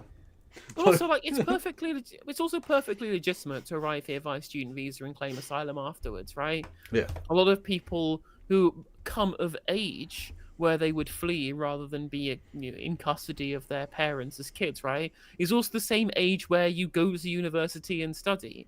Yeah. Like if you wanted to go to a country which wasn't going to persecute you, you might want to ensure that you at least get your studies done before you have to get put into a fucking asylum hotel. And, of course, as we know, because of all the woke indoctrination in universities that turns all of the kids gay, they may arrive as a straight kid and then be turned gay by the teachers who are all DEI woke, and then they can't go back to their home countries because they'll be persecuted for being newly gay. Well, there you go. That is literally a fact. Across the board, I think we need to look at every aspect of illegal migration, upstream, looking at the causes, which of course are often poverty, climate change, persecution. Look at the causes. Not war, not imperialism, not the fact that we bombed them into rubble. No, just the poverty that we'll also do nothing about. Yeah, cool. And as a global leader, see what we can do about that with other countries. Much more law enforcement, particularly with France on the northern border, processing those claims, returning people who shouldn't be here, looking across the appeal system to see whether we can't make it more effective and more efficient. All of that needs to be done, including introducing, as I announced this week, digital ID, so that we are clear in the principle that you cannot work... It will do nothing, you stupid bastard, to stop that. Undocumented workers will just have one fewer document that they already wouldn't have had anyway. I mean, they're already basically getting paid cash in hand because they don't have a national insurance number. But they're already working in fucking paper envelopes. The people who are happy employing people by giving money under the table are not suddenly going to change their mind when you say to them, oh, have you checked the BRIC card? I'm like, they weren't checking their existing documentation. What makes you think they're going to check an app? Yeah, it's bollocks. This is such obviously, like, none of the reasons they're giving for this, A, are the real reason it's being done, and B, are actually legitimate reasons. Because it won't stop a single boat, it won't stop a single act of illegal employment, it won't protect a single person. It's bullshit. Also, the same fucking government, or well, I suppose the same bureaucracy, because technically it was the Tories that when this happened, but the same bureaucracy that allowed information about people escaping the Taliban to be sent to the Taliban I don't want having like all of this information located in one place, because all of a sudden ISIS are going to have my fucking numbers. Do you know what I mean? Like, I don't trust them with this information at all. They're fucking useless at protecting data. It's like funny, and they keep saying all Estonia have and it works fine. 780,000 records were stolen in a data breach from the Estonian digital ID system. Isn't that basically all of Estonia? Basically half. I think it's 1.5 million people in Estonia, right? If I remember correctly. Every other person had their shit stolen. Brilliant. I mean, excellent work. I can't wait. 2024 estimate 1.3 million, yeah. So over half the population. Brilliant. Brilliant. What a great example. Well, thankfully, we don't have tens of millions of more people that makes that situation even worse. Oh, shit. No, we do. In the United Kingdom, if you do not have ID, how many because too many people are able to get into the black economy and work illegally in this country, and we need to deal with that and deal with that effectively. One of our viewers got in touch and you're wants us to literally ask this question. saying people are getting paid under the table currently, and the way of stopping this is by getting the people paying the table to check their app, which they won't do. Yeah, exactly. He's basically explaining that they're working in the black economy, and they will continue to do so. Well done. Yeah. Ross Brown wanted us to ask you if you really believe that those profiting from human trafficking will think, oh dear, I have to check your digital ID now. I can't carry on paying you £1.50 an hour to work in my sweatshop. Burn. That's a solid burn. This is what we were saying. Literally, it's what we were just saying, right? It's clearly every Tom, Dick, and Harry on the street. If you ask them, do you think that people who are illegally employing people currently will suddenly realise, oh, I've got to check the app now? Everyone will say, well, of course they're not doing that. Yeah. Obviously. Oh, pardon me. Good God. I could have muted myself then. That would have been professional, wouldn't it? Be convinced that amongst the reasons that people travel through France, which is a safe country, to come to the United Kingdom, amongst the reasons is because it's easier to work in our... Are you sure France is a safe country? It seems to set fire to itself very regularly. Such a combustible nation has to be at least like a health warning, I think. ...more illegal economy than it is in other countries, and we have to deal with it. Bosses who are prepared to hire people illegally are not asking them for their national insurance card. So what's the evidence? What makes you think they're suddenly going to ask them for a digital ID? We need to be really clear. You must have ID, mandatory digital ID, in order to work. Well, Keir has decreed Keir hath decreed it. Yeah. And now you can't just not do what the Prime Minister says. Yeah, that's impossible. It's not like the government literally already mandate that you have a national insurance number to work, and that people are already ignoring that decree. Exactly. You know, like, but that was a previous Prime Minister. They don't have like the natural kind of persuasive stature of this current Prime Minister, who everyone respects a great deal. Yes. Again, to borrow the Frankie Boyle line, he has all the authority of a do not tumble dry label. To stop illegal working. If you look at any of the raids, we've massively increased the number of raids on working premises. It is absolutely clear that people are working illegally in numbers. But why do you think that them having... Yeah, a good point in chat. As a robot, he doesn't understand the concept of not applying by directives. That is true. It does fundamentally breaks his circuitry to think of defying a law. What? Also, like, can we just like, just on a basic level, one of the things that we keep getting told is that the public finances are stretched, and that to ensure that we have enough money for public services, we need to it's being done as efficiently as possible. Kev, again, I might be just an idiot. Please shoot me down if you think I'm being stupid here. But it seems to me, on like a very kind of basic perspective, that if you wanted the country to have a more efficient public sector, you would want more money coming in and less money going out, right? That is good logic, yes. Yeah. And if you had more people working, and you, say, for example, a section of the public who was not allowed to work, but were working under the table, but you allowed them to work, they would be getting paid better wages and would be paying taxes. Yes. And not doing that, but policing it and raiding them. So when they are working illegally and not paying taxes because you stop them from being able to work legally, you spend money on the enforcement of that, right? Yeah. It seems like what he's actually offering here is the total opposite of increased revenue and lower expenditure. And he's actually saying we will turn down taxable income on people who are here seeking asylum, and we are instead going to spend more money policing them from doing work. And of course, added to that is the billions spent on a useless ID system that won't affect the problem whatsoever. Also that. Yeah. Also that. Yeah. So, again, amazing, fucking laser-focused, forensic politics here. A digital ID, having to have a digital ID would stop that problem, when right now people are meant to have a national insurance number and card, and if they're not asked for that, a boss is willing already to break the rules. What's the difference going to be? Well, the difference is this is on point of starting, not a retrospective exercise as it now is. It is an automatic collection of the information by the government. So they'll have to break the law at a different point in the process, which they don't give a fuck about, obviously. It's just such a car crash. This is ridiculous. They're just going to have to break the law earlier. Okay. I'm sure it wasn't like a chronological issue for the people paying, a Chinese cockle picker tuppence an hour. Fuck me, he's amazing. What a brilliant mind. I'm so glad he's a firm hand at the tiller in this moment of crisis. He's played a blinder, hasn't he? You know what this reminds me of? This reminds me of when Maurice Glassman was on LBC, and he said they were going to stop the boats because they would fly drones over the channel and just play "We Don't Want You Here" over like loudspeakers. And you'd think, just the asylum seekers going, well, I was going to cross the channel via irregular means by paying people smugglers under the table. But now a drone has said, no, stop. Please don't do this. Who am I to disobey the disembodied voice of this drone, right?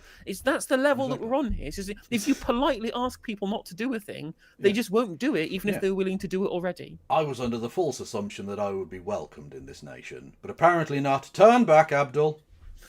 It's ridiculous. We know exactly who is working in our economy, and it will help us enforce the rules that are there. But there's no point people saying to me, why do we need it, when we all acknowledge there is a problem. People are working illegally in our economy. It is amongst the reasons that people want to come to the United Kingdom. We have to deal with that. I made a pledge that we would do whatever was necessary, use whatever tools were available to deal with illegal migration. I intend to do so. And you're presenting all of this in a sort of ideology, I suppose, an ideological point that you're making now, that we are in a new battle and that your party is up against an extreme party. You're sort of representing the mainstream as the extreme. Yeah, true. Your party is up against Reform UK. Hey. That'll be the next election. And by that being election, I mean, it's not actually, no, the next election will not be for your party because they're too busy trying to figure out how a piss-up works when you have access to brewing equipment. But have you considered that Zara Sultan is a fucking splitter? You mentioned your grave concern about the reform policy, potentially to deport people who already live here. Do you think that's an immoral policy? Yes, I do. And I think this is fundamental to who we are as a country. We are a proud, tolerant country. Okay, but you're also playing the same game, because literally fucking Shabana Mahmood came out today and said they're going to look at changes to the permanent, what's it called, the when you're allowed to stay, the IRL or whatever the fuck it's called. Anyway, indefinite leave to remain. Indefinite leave to remain. ILR. I was close. IRL. Yeah, fair enough. The indefinite leave to remain is going to be changed to try and make it more difficult to even access this as a right. So basically, you're doing the softly tinkering around the edges version of the same policy. So you think it's immoral, but you're basically doing it anyway. Brilliant. I mean, he's a fucking idiot, this man. If only we had a journalist who was sat there who could pick him up on this. I wonder if she will. Reasonable-minded, live and let... Not just any journalist, not just any An journalist. award-winning mince pie, yes. live, and we are a diverse country where people have come here for centuries to this country to make up who we are. It is one thing to say we're going to remove illegal migrants, people who have no right to be here. I'm up for that. It is a completely different thing to say we are going to reach in to people who are lawfully here and start removing them. They are our neighbours. They're people who work in our economy. They are part of who we are. I thought they were strangers. Yeah. You said they were strangers before. Also, oh no, actually, Keith, you called them, oh no, well, apparently he called them strangers by mistake because he didn't know, as a long-time politically interested person, what the fucking Rivers of Blood speech was, and then said actually he did mean it afterwards because this man honestly believes in nothing and will say anything to anybody if he thinks it will curry favour. Yeah, literally, yeah. Also, Keith, these people are not your fucking neighbours, are they? That's sort of the point, whether they're legal or illegal. You don't live in the real world. No. These aren't your neighbours. They're not the neighbours of virtually anyone in Westminster. It will rip this country apart. And if you're patriotic, you want to serve the whole of your country, everybody in your country, and have an ability to bring that country together. Well, I certainly want to serve the whole of my country. Yes, I do. And walk forward towards the challenges. You cannot do that if you are divisive, if you only truly want to serve a section of our country. And that's why the fight with reform is different. Most elections have always been Labour or Conservative. This is a different election. And this time round it's going to be neither. It's going to be the Lib Dems and Reform. Well, that's the thing as well, is that he started this off by dismissing Laura Kuenssberg talking about polling numbers showing him way behind Reform UK, and he was just dismissing it, right? And then, but now he's saying, well, actually, no, Reform UK is the people we're up against. The polls are all right. I'm okay. Well, they're going to have to admit then that you're doing shit. You know, any other leader wouldn't be almost 20 points behind. True. We have not had a proposition like reform in this country ever before. We've seen it in France and Germany and plenty of other countries. This is a different fight. It is a fight about who we are as a country. It goes to the soul of our future. It will be heard and the effects will be there for generations. And that's why I'm saying to my party, you know, it's all very well navel-gazing, but we've got a big argument to make here. We've got a big fight that we've got to be in. I wonder what he means by navel-gazing. That could be any. That's honestly, it's cryptic. I don't know. We've got to win that fight. You said that proposal is immoral to deport people who are already here if they don't pass more stringent rules. Do you think it's a racist policy? Well, I do think that it is a racist policy. I do think it's immoral. It needs to be called out for what it is. And do you think that Reform UK is trying to appeal to racists? No, I think that... No, because he's also appealing to racists, so he has to deny that. Yeah. I mean, just like, this doesn't even make any fucking sense, right? You can't say this policy is a racist one, but it won't appeal to the racists, though. No. What are you talking about? Who are they trying to appeal to with their racist policy, if not the racists? Exactly. The non-racists? Okay. Plenty of people who either vote reform or are thinking of voting reform who are frustrated. They had 14 years of failure under the Conservatives. They want us to change things. They may have voted Labour a year ago, and they want the change to come more quickly. I actually do understand that, because if for 14 years your living standards haven't got any better and your public services have declined, then of course you want change. But if for 14 months, Prime Minister, they've hired politicians and people in your government promise things, and then they see so little change, they are looking for somewhere else. And if we look for one of the things that you are announcing at this conference, your proposal to build new towns, for example, you're promising to build a dozen new towns, but when you look in detail at the policy, the number of new towns you're saying there will be by 2029, 5 years after you won the election, it's 3.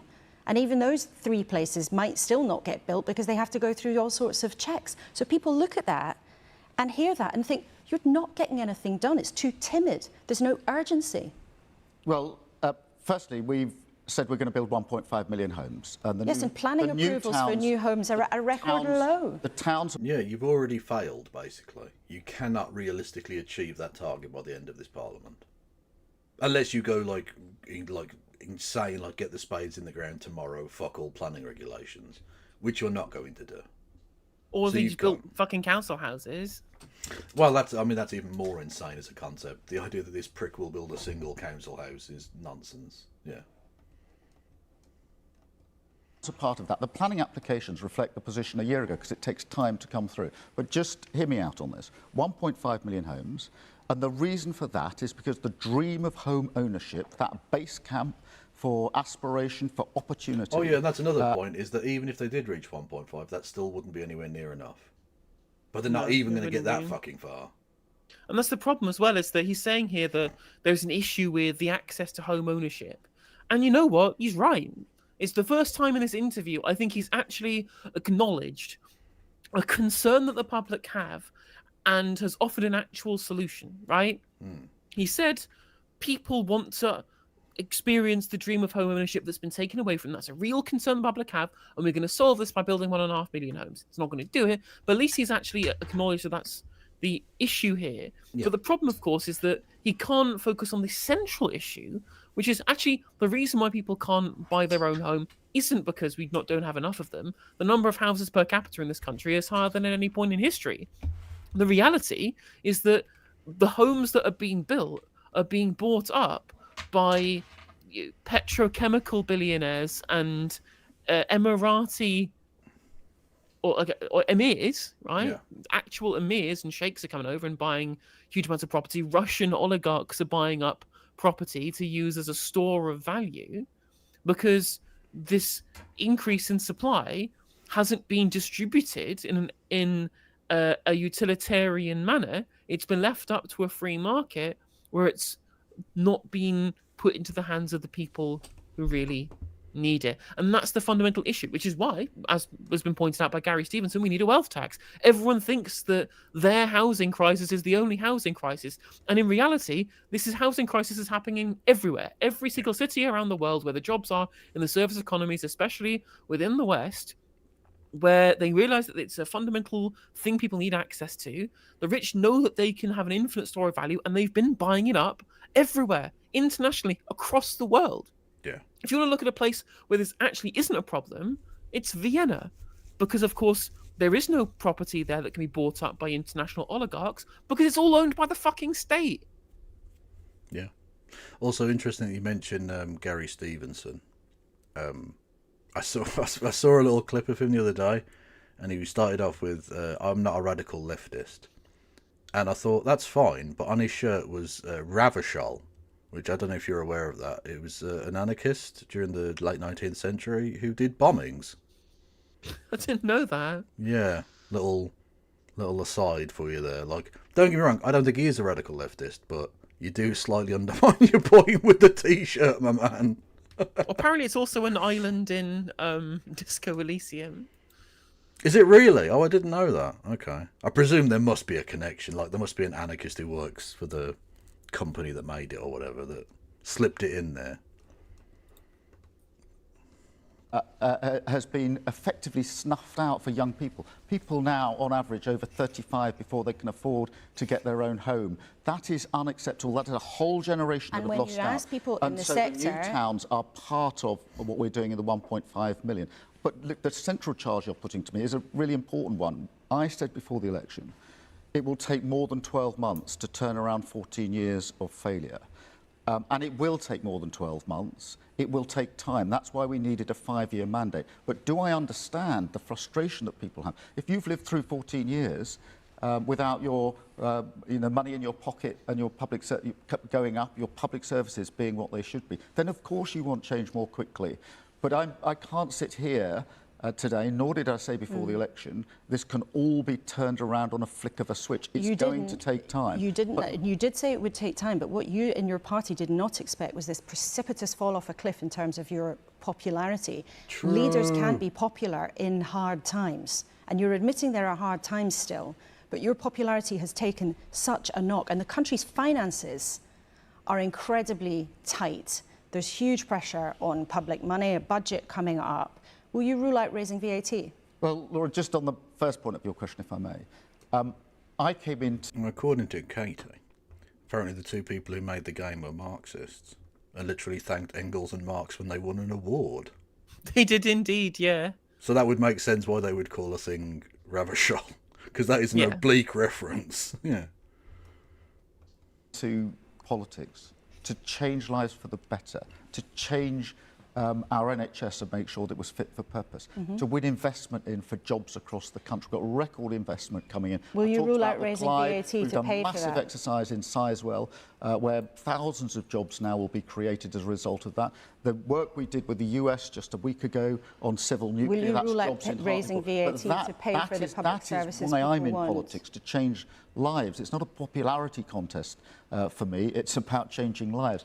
On the question of the budget, obviously the budget will be in November, as you know, and I'm not going to sit here and set out what's going to be in the budget. No, hang on, Prime Minister. That isn't going to happen. On dozens and dozens and dozens of occasions, you ruled out raising VAT. It's in the solemn document of your party's manifesto. You're the Prime Minister of this country. The solemn document? Are you mental? The fuck are you talking? I've never seen a less solemn document. The fucking toilet paper I wipe my arse with is more solemn than that fucking rag. Can you rule out raising VAT? The manifesto stands. So you rule out raising VAT? in that manifesto, and the manifesto stands. And income tax? Obviously, the details, the manifesto stands. We made those commitments. Look, and they will not be unpicked. Come on! Oh my God! He knows that everyone hates him. He knows that everyone's sick of him. He knows that the overall approval ratings, both him and his government, are in the fucking toilet. And one thing that people are sick of is politicians who won't give a straight answer. And here he is being asked a direct question, which the manifesto stands must necessitate him being able to just say, no, we won't raise VAT, because otherwise the manifesto won't stand. Yeah. And yet here he is, refusing to just say yes. Yeah. Refusing to just say, I will rule out raising VAT. Surely he must know. Surely he must know, unless he's genuinely thick, that people watching this are screaming at the television, just say yes. Yeah. Manifesto stands, Laura. It can't be clearer than that. Well, you can. It's a different thing saying the manifesto stands right now. You literally can. Yeah, you literally can. Yeah, you can say that. Just say yes. Yeah. Just say yes. Howard, are you saying actually it will stand in perpetuity? You're not going to unpick those promises? Well, we put that manifesto before the electorate. Oh, for fuck's sake. We got elected, and that manifesto stands. I'm not going to go through the details of what whoa. Hang on. Obviously, it's 2 months. Keir. I don't think they got it. I don't think they understand what you mean. I don't think that... It's just the manifesto stand. It's like we're trying to say, I need you to tell me the manifesto stands, Keir, because I don't know whether or not it does. You've not made it clear yet. It's away, and no Prime Minister and no Chancellor would ever sit here and indicate 2 months out what may or may not be in the budget. But the manifesto... But okay, are you going to tax pensioners 200% on everything they earn? No. You would rule that out, wouldn't you? Like, there's loads of things you would obviously rule out. So if this is a thing you are not at least discussing, you can rule it out. So clearly you are discussing it, by the way. So obviously. It's such an easy one to rule out as well. Yeah. We're in a low growth and low consumption environment. We don't have particularly high aggregate demand. If you increase the VAT, that would depress demand and would be an anti-growth measure. There is just no reason at all to but clearly raise VAT. Clearly there are discussions taking place. Otherwise he'd just come out and say no, because he knows this is an unpopular answer. And you're taking a piss, clearly. I heard it. Well, hang on. Can you be crystal clear there? Because you're saying the manifesto stands right now, but I'm not going to talk about the budget. This is something you've ruled out dozens and dozens and dozens of times. You're ruling it out clearly right now. The manifesto stands. We made those commitments. We stand by those commitments. There's another issue that many people are worried about, which is special needs education for children, because the government's reviewing how it's provided. The system has had many problems over the years, so we don't need to outline the problems over the years. But would you rule out scrapping the legal right for children who need help with special needs at school? Well, I don't... Have we considered just banning Tylenol? I think that's the answer to all of this, isn't it? You're not getting involved in that. Okay. I thought it was just the joke. Oh, yeah, No. yeah. I was nodding, and then I realised I don't have my camera on Google Meet, so I was just Fair enough. nodding along with the joke. Thank you. I want to take away rights, but we do need to reform this system. So you might scrap that legal right. Well, I'm not indicating that in the slightest, because we're looking at various options. What I'm doing is looking at the broad principles.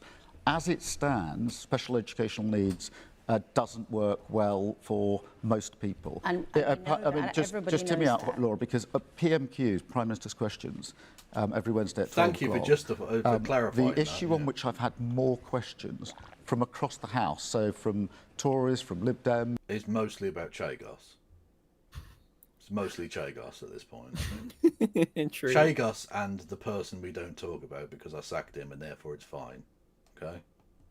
And from my own side, the issue that's come up more than anything is special educational needs. And it is always MPs raising a concern in their constituency about the way in which special educational needs works at the moment. So we've got to look at that and we've got to improve it. Now, we haven't come to final decisions on that, and therefore I'm not in a position to lay out the proposals to you. We will do in due course. But I'm absolutely clear in my mind the current system isn't working. And I think pretty well across the House people accept that. We need to change it. I've actually issued an invitation to other parties to work with us on this because it's going to matter not just for the next year or two or three, but for many years to come, and so we need to get it right. I know many parents and charities will be listening to the details of your answer very closely there. And before we move on, I just want to clarify something for the record. There's more detail in reporting from the Sunday Times today about a piece of land you bought for your parents many years ago. Did you put it into a trust? No, I didn't. I bought a field for my mum and my dad because they loved donkeys, and my mum was very ill and she couldn't move around anymore.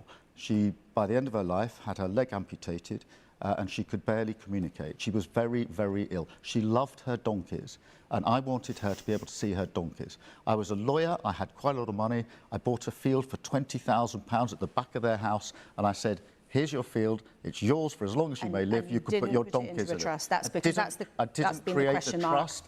I simply bought a field, and I said to Mum and Dad, and you know what? This is for you. Okay. It was, and also, by the way, if he did put it into a trust, I just don't fucking care. Not really. I do not care. To be fair, it would be a little hypocritical, but that's about it. It's a field. He bought a field for some donkeys. You know what? That's an adorable story. Maybe if he'd have had any of these stories at any point before now, people might not think that he's a soulless automaton. Yeah. That's quite cute. That's quite, exactly. It's quite sweet. Why did he do the whole, oh, my dad was a toolmaker bit? Do the bit where you bought a field for your fucking mum and her donkeys when she was dying. That's a lovely story. That's like a story you'd see on fucking X Factor or some shit. You know, the sub-stories they do about, you know, to try and make you care about the person, right? It's like, that's a genuinely humane thing that happened there. Awesome. If I had the money, I'd buy a field for my mum for donkeys. She doesn't really like donkeys, but you know what I mean. Like, that's beautiful. Yeah. You're talking about if you like owls, you buy an owl sanctuary if she liked owls. Exactly. Or whatever. Well, I know a cracking owl sanctuary. What's funny is that the only point that he's brought up his mum before now was to do like a public lie about protecting the NHS as a public institution during the leadership election. Exactly. Your mum worked in the NHS. That's nice. Tell us about the donkeys. People love donkeys. Well, he literally said when his mum or his dad said you won't go private, will you? And he used that as a heartstring tugging thing to show you that the NHS was safe in his hands. And then he put fucking Weasel Wesley in charge of it. Yeah. Well, like a lying prick. Yeah, mad. Weaponising his dying mum to lie to the Labour membership about his desire to keep the NHS public. What a twat. Yeah. His dad was an owl. Sorry, that tickled me. the way, Laura, it was £20,000. We're not looking at a vast estate with great tax. It's a lot of money to many people, and you sold it many years later for more than It is a lot of money, but the idea of setting up some complicated trust for a £20,000 agricultural field, which then housed 4 donkeys for all the time my mum and dad. It was my mum. She was able. They had a little outhouse at the edge of the field, and she was able, in the end, to see the donkeys. And my dad built a little sort of porchway so he could wheel the wheelchair out so she could touch the donkeys. That's what it was for, and I gave it to Why are we just learning this story? How shit are the Labour comms people that he had this in the bank? And he's just like, no, I won't tell the story of my dad and my mum wheeling out to touch the donkeys. That's adorable and makes me seem like a human being who gives a fuck. Why are we just hearing this now? He's been in charge for years. Well, no, because heartwarming stories to make you look like a normal human being is student politics. Well, exactly. That's not very sensible adults in the room, is it? They're not even in a room. They're in a fucking field. Jesus Christ. The donkeys in the fields. Exactly. Not donkeys in the field, adults in the room. This is fucking... Honestly, that of all of the Labour comms fuck-ups, this is the most obviously stupid one I've ever heard. Because we watch politics all the time, right? If he'd ever told this story publicly, I'd know it. And he hasn't. He's kept this one under his hat. And you think, why? Everyone thinks you're a robot boy. This is fucking adorable. This is the only time I've ever think like, maybe he is human. Maybe he's not a fucking alien lizard in a poorly tailored human suit. No, maybe he's a real person. If I had 20 grand, I'd spend it on a fucking field for my disabled mum. That'd be awesome. But no, tell us about the fucking toolmaker for the millionth time, you cunt. Fucking hell. I had enough money at the time because I was a lawyer. It was a gift to my mum and dad. And that's now on the record. You did not put it in trust, and that's not been on the record before, and that is now on the record. What's Andy Burnham up to? Well, he's doing a very good job as the Mayor of Manchester, and I work very closely with him, as I do with all the mayors. One of the things we've changed is the way government and mayors work, because mayors very much felt shut out by the last government. We now work with them, and I think Andy would be the first to accept that. He's so also I been work the with first him. to say, but not the only person to say, that there are issues with your leadership. His colleague in London, Sadiq Khan, said he'd been raising legitimate concerns. And the point about this is that although I know it's awkward for you to talk about leadership, if you don't have the 100% confidence of your party, you can't get the things done that you want to do. Comments about leaders and leadership are part and parcel of being in politics. It is the bread and butter of politics. Every leader... He should know he was involved in backstabbing a previous leader. Yeah. He should know that. Yeah. Gets it. It always comes out, particularly at conference. It's in the job description. I don't focus on that. I focus on what have we got to get done? What are we able to achieve? I focus on how can we drive... 2 million extra appointments for the NHS is what we promised. We've delivered 5 million. I'm really pleased and proud of that. We've won contracts for jobs, the like of which we haven't seen for years. I'm really proud of that. Think about what's happened in Parliament. You've had to ditch some of your big plans because you couldn't carry your party with you. Think about why some people in your party are desperately worried about what's going on, because you have been miles behind in the polls for month after month. She put some extra sauce on. Miles! Love it. I mean, it's true. They have been miles behind in the polls. Yeah, they haven't. I haven't seen a poll that gets them over 100 seats for a while. They're in a lot of fucking trouble. I've spoken to a lot of people in the Labour Party in the last few months about this, and there is wide and deep concern about the way in which you're doing your job. Is it wise to stick your fingers in and say, leadership's just what happens? No, look, people are entitled to their views, and I'm not sticking my fingers in my ear in the slightest. What I am saying is that it is important to keep focusing what it is that we are delivering and saying absolutely in clear terms the difference it makes to people's lives. That Hillsborough law means that thousands of people, whether it's the 97 or Grenfell or Windrush or Horizon or infected blood and all the other scandals, will have a degree of justice, but other people will never have to go through that again. But it is going to change lives. But Prime Minister, the jobs in the Clyde for 15 years are going to change lives. But Prime Minister, if people in your party and the public, which we can see through the polls, look at that list and look at you and think, We don't have much faith in that. We don't have that much faith in what this man is doing on our behalf. What? Yeah, if you're so fucking great and all of your policies are awesome, any other leader would be 20 points in front. Right? If, Prime Minister, the problem is you. Well, Laura, I will be judged at the next election. True. On three things, I think, more than anything else. One, have we improved living standards? Do people genuinely feel better off? Two, have we that's a fail. Right, okay, next. improved public services? Is the NHS in a better place and people can feel it? And three, do people feel safe and secure in their home, in their neighbourhood, and that their country is secure? And I'm very happy and will be judged, rightly judged, in that way. We won a mandate, a considerable mandate. You're not just going to be rightly judged, you're going to be far rightly judged. Basically, yeah, basically true. Led the party into that mandate. It's a 5-year mandate, and I'll be judged at the end of that 5 years, and quite right too.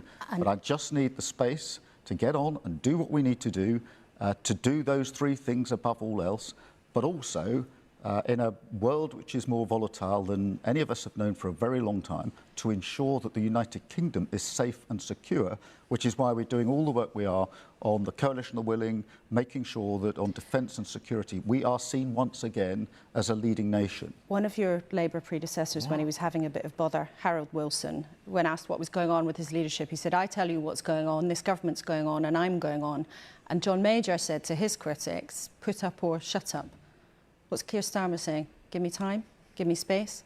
He's saying beep boop, 404, answer not found. We have got the fight of our lives ahead of us because we've got to take on reform, we've got to beat them.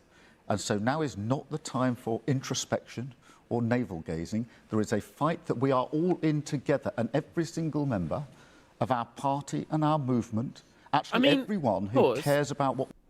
He says there's no time for introspection. I believe you, Keir. I believe you that you don't think that introspection is necessary. If I could name one person in this country who is the epitome of the idea of not engaging in introspection, Keir Starmer, right up the top of that list. Well, that's the thing. Definitely someone who's never engaged in any amount of self-criticism. Yeah. Well, he doesn't think it's necessary because I'm not sure he thinks that introspection is possible. Like, it's a concept foreign to him. He doesn't understand what that means. He's not been programmed with self-critique in mind. This country is, whether they vote Labour or otherwise, it's the fight of our lives for who we are as a country. We need to be in that fight, united. Jesus fucking Christ. It's just, they do genuinely program him with a set of phrases. It's the fight of our lives, coalition of the willing. I'll be rightly judged. It's the same. Let me be clear. It's literally, it's the guy in iRobot. It's the guy in iRobot. It's just like, I'm sorry, my responses are limited. You must ask the right questions. Yeah, like he's moved on now. He doesn't talk so much about mission-driven this, that, and the other 5 missions. But like that was his previous programming, and then they've loaded him up with this fucking shite for today. It's just the same phrases over and over and over again. And I want to terms of service. Not navel glazing. I'm absolutely clear in my mind about that, and that's what I'm going to be talking about at conference. Prime Minister, thanks very much indeed for coming in to talk to everybody. Oh, hang on. My God, thank God that's over. Jesus Christ. Not just that, but I love the fact that she went, thanks for coming, and then realised, oh, that's going to get clipped. So she then went, coming to see me today and talk about the thing, like, because she knew that was like really embarrassing. So, it's literally like that bit in Pokemon Blue and Red where Professor Oak goes, I came when I heard you beat the Elite Four. Okay, did I? Was it that exciting? Yeah. I mean, it literally, and the thing it just, you can see on the way that the text scrolls, it literally it cuts off. So it specifically just says, I came when I heard you beat the Elite Four. And I'm like, I'm sure you did, Professor Oak. I'm sure you did. To be fair, his surname is Wood, so, you know. Thank you for your time. Well, as ever, we want to know what you think of what you hear with us on Sunday mornings. Do get in touch. You can email us. Do you think any of the responses bbc.co.uk, are clean enough for them to actually ever or say? if you're social media minded, you can use the hashtag BBC Laura Kay. And of course, you can message us on WhatsApp too. The number is 08000 282 Who's 161. WhatsApping Coonsberg? Well then, to our trio who've been waiting patiently throughout that. Alan Johnson, you're sitting there with a wry smile. Why are you smiling? Well, I'm smiling because you've invited me on the only edition that comes from a museum, so that must tell me something. I thought that was excellent, but I've sat through lots of your interviews and your predecessors, and this argument... Honestly, Alan Johnson was like the #1 Corbyn critic, saying that this man doesn't know what he's doing, he can't communicate, blah, blah, blah, blah, blah, and goes from absolute fucking car crash of pablum nonsense where nothing was answered, but there was a nice anecdote about a donkey fucking field. And he goes, I thought that was excellent. I'm sure you did. I'm sure you did think that something was completely empty of any kind of fucking content whatsoever was great. Jesus Christ. Yeah. Always comes up as someone waiting in the wings.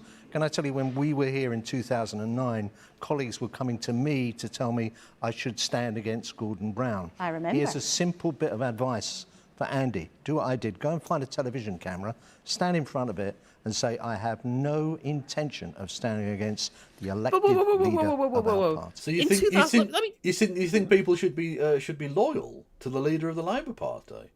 What made you change your mind, Alan? That's a good point. That's a very good point for Alan Johnson going, well, you shouldn't criticise the dear leader. You should never intimate to the press that you have an intention of dethroning them. When that maxim that he seems to be advocating for suspiciously disappeared between 2015 and 2019. What about if he stabs him in the front as opposed to the back, though? Would that be okay? The kind of the Jess Phillips quotient, if you will. I'd also like to point out that in 2009, Labour were between kind of 10 and 12 points behind in the polls. You know, there were a couple of pretty significant gaps, but there was like 9 to 10 points behind in the polls in 2009. It was not insignificant. It wasn't insignificant. You know, they are currently almost 20 points behind in the polls, and they are polling lower than the Labour Party has ever polled in its entire history. 16% in one of the Find Out Now polls. He's literally never, ever, ever, ever polled lower than 16% in the post-war period. Yep. This is not a normal position that they're in at the moment. Yeah. So you'd like to see him do that in the next few days? Oh, absolutely. And I think actually for his own good, he's a very talented politician, Andy, and he's made a great job of Manchester. This is not doing him... Honestly, this audio is the most leftist thing about Alan Johnson. True. Any favours. Certainly not doing the Labour Party any favours, and I think it's not doing the country any favours. Well, there's still time. It's, 9:30? There's half an hour. He's probably not that far away. Maybe you could pop out to the studio. It'd be very welcome. Gary Smith, Alan has very clearly said that, you know, Andy Burnham in particular needs to kind of simmer down. But there are issues, are there not? There's an old trade union adage, unity is strength. If the Labour Party repeat what the Tories have done, introspection, spend all their time on political machinations and games, a revolving door at 10 Downing Street would be a disaster for Labour. People elected a Labour government to bring back jobs. Okay, so now you know why the GMP is fucking shit. Melt Brigade. Yeah, like the biggest briefcase cunts in unionism. The Great Melt Brigade. Yeah. The Great Melt Brigade, love it. Industrialisation, to give people new rights at work, to give people hope at work, secure employment and better wages. That's what I want Labour politicians to focus on. But there are many people in your movement and some of other union leaders who are really frustrated about what's happened. They look at the unpopularity of the party in the country, they look at lack of action on some issues, and they're really... Just the back of Alan Johnson's head hoves into view. This show's amazing. It's the lowest quality shite. Frustrated, and they've told the government to pull their socks up. It's like, what about if one of the largest media organisations in the world did a Twitch show? And that's what this is. It's got stuff wrong. The government at times has been poor at listening. Sizewell a new nuclear power station, tens of thousands of jobs. We're rebuilding shipbuilding on the Clyde. Barrow and Furnace, defence spending is transforming that town. A Bill of Workers' Rights is going to make people more secure at work. What we're going to do for care workers, what we're doing on equal pay, finishing 50 years legacy of Barbara Castle. We're going to give women more rights at work. We're doing some really transformative stuff with thousands of apprenticeships being created. But it doesn't feel like that, though, Belle. When you talk to people in the Labour Party about timidity, they're best when they're being bold, and that's my message to them. Be bold. Well, that was a Gordon Brown line, I think, many years ago, wasn't it? I mean, Belle, these two, I suspect, are trying to be helpful here this morning. But when you hear Keir Starmer talking about targeting reform, about trying to go after those voters who've been tempted over Nigel Farage, as someone on the left of the party, do you think that's the right place to look? I mean, genuinely, I think we're all trying to be helpful. Those of us that might be critical of policies are sometimes called unhelpful, but I don't think that's fair. I think it's important that we have diverse views in our movement. I actually think it's important that we listen to... Don't say diverse views. Alan Johnson might actually explode. Utter woke nonsense. And you don't want the residue of Alan Johnson on you. True. Our members, and we look at the facts. The facts are that at the moment we're not losing most of our voters to reform. We're losing them to the Greens and the Lib Dems because of a more progressive policy agenda. So actually, should we not be looking there? Should we stop trying to reform and be more Labour? There are so many different things. True. Imagine that, being more Labour to try and attract Labour voters to vote Labour. And the thing is, this isn't just kind of theoretical. I mean, it's still sort of theoretical because this is from polling, right? But polling is a broad idea that we're talking about Labour being bad at the moment, right? We are discussing this within the context of polling behind reform. Yeah. And yet, More in Common have done a poll, if they had Andy Burnham as leader, where they'd be ahead of reform. Yep. So if they actually looked more like a Labour Party, albeit with somebody whose lefty credentials are at least somewhat in question. Get some help. I guess that he has walked the walk when it comes to Housing First and the B Network. Like, he's slowly building up some lefty credentials, right? But he is still having previously been a Blairite, but whatever. At the very least, he certainly at least aesthetically looks significantly to the left of where Keir Starmer is at. Yes. And he polls ahead of reform, and he does it because reforms stay where they are, and Labour picks up a bunch of people who've abandoned them to their left. Really simple. Yep, very much so. Because again, if you look at that poll, it's reform aren't dropping down. The numbers come from a little bit from the Lib Dems and from the Greens. That's the difference. So it's clear that you're not losing votes really to reform, not massively, not significantly. You're losing them to other left-wing or centrist parties. People to your left, because you're now just the Conservative Party. Yeah.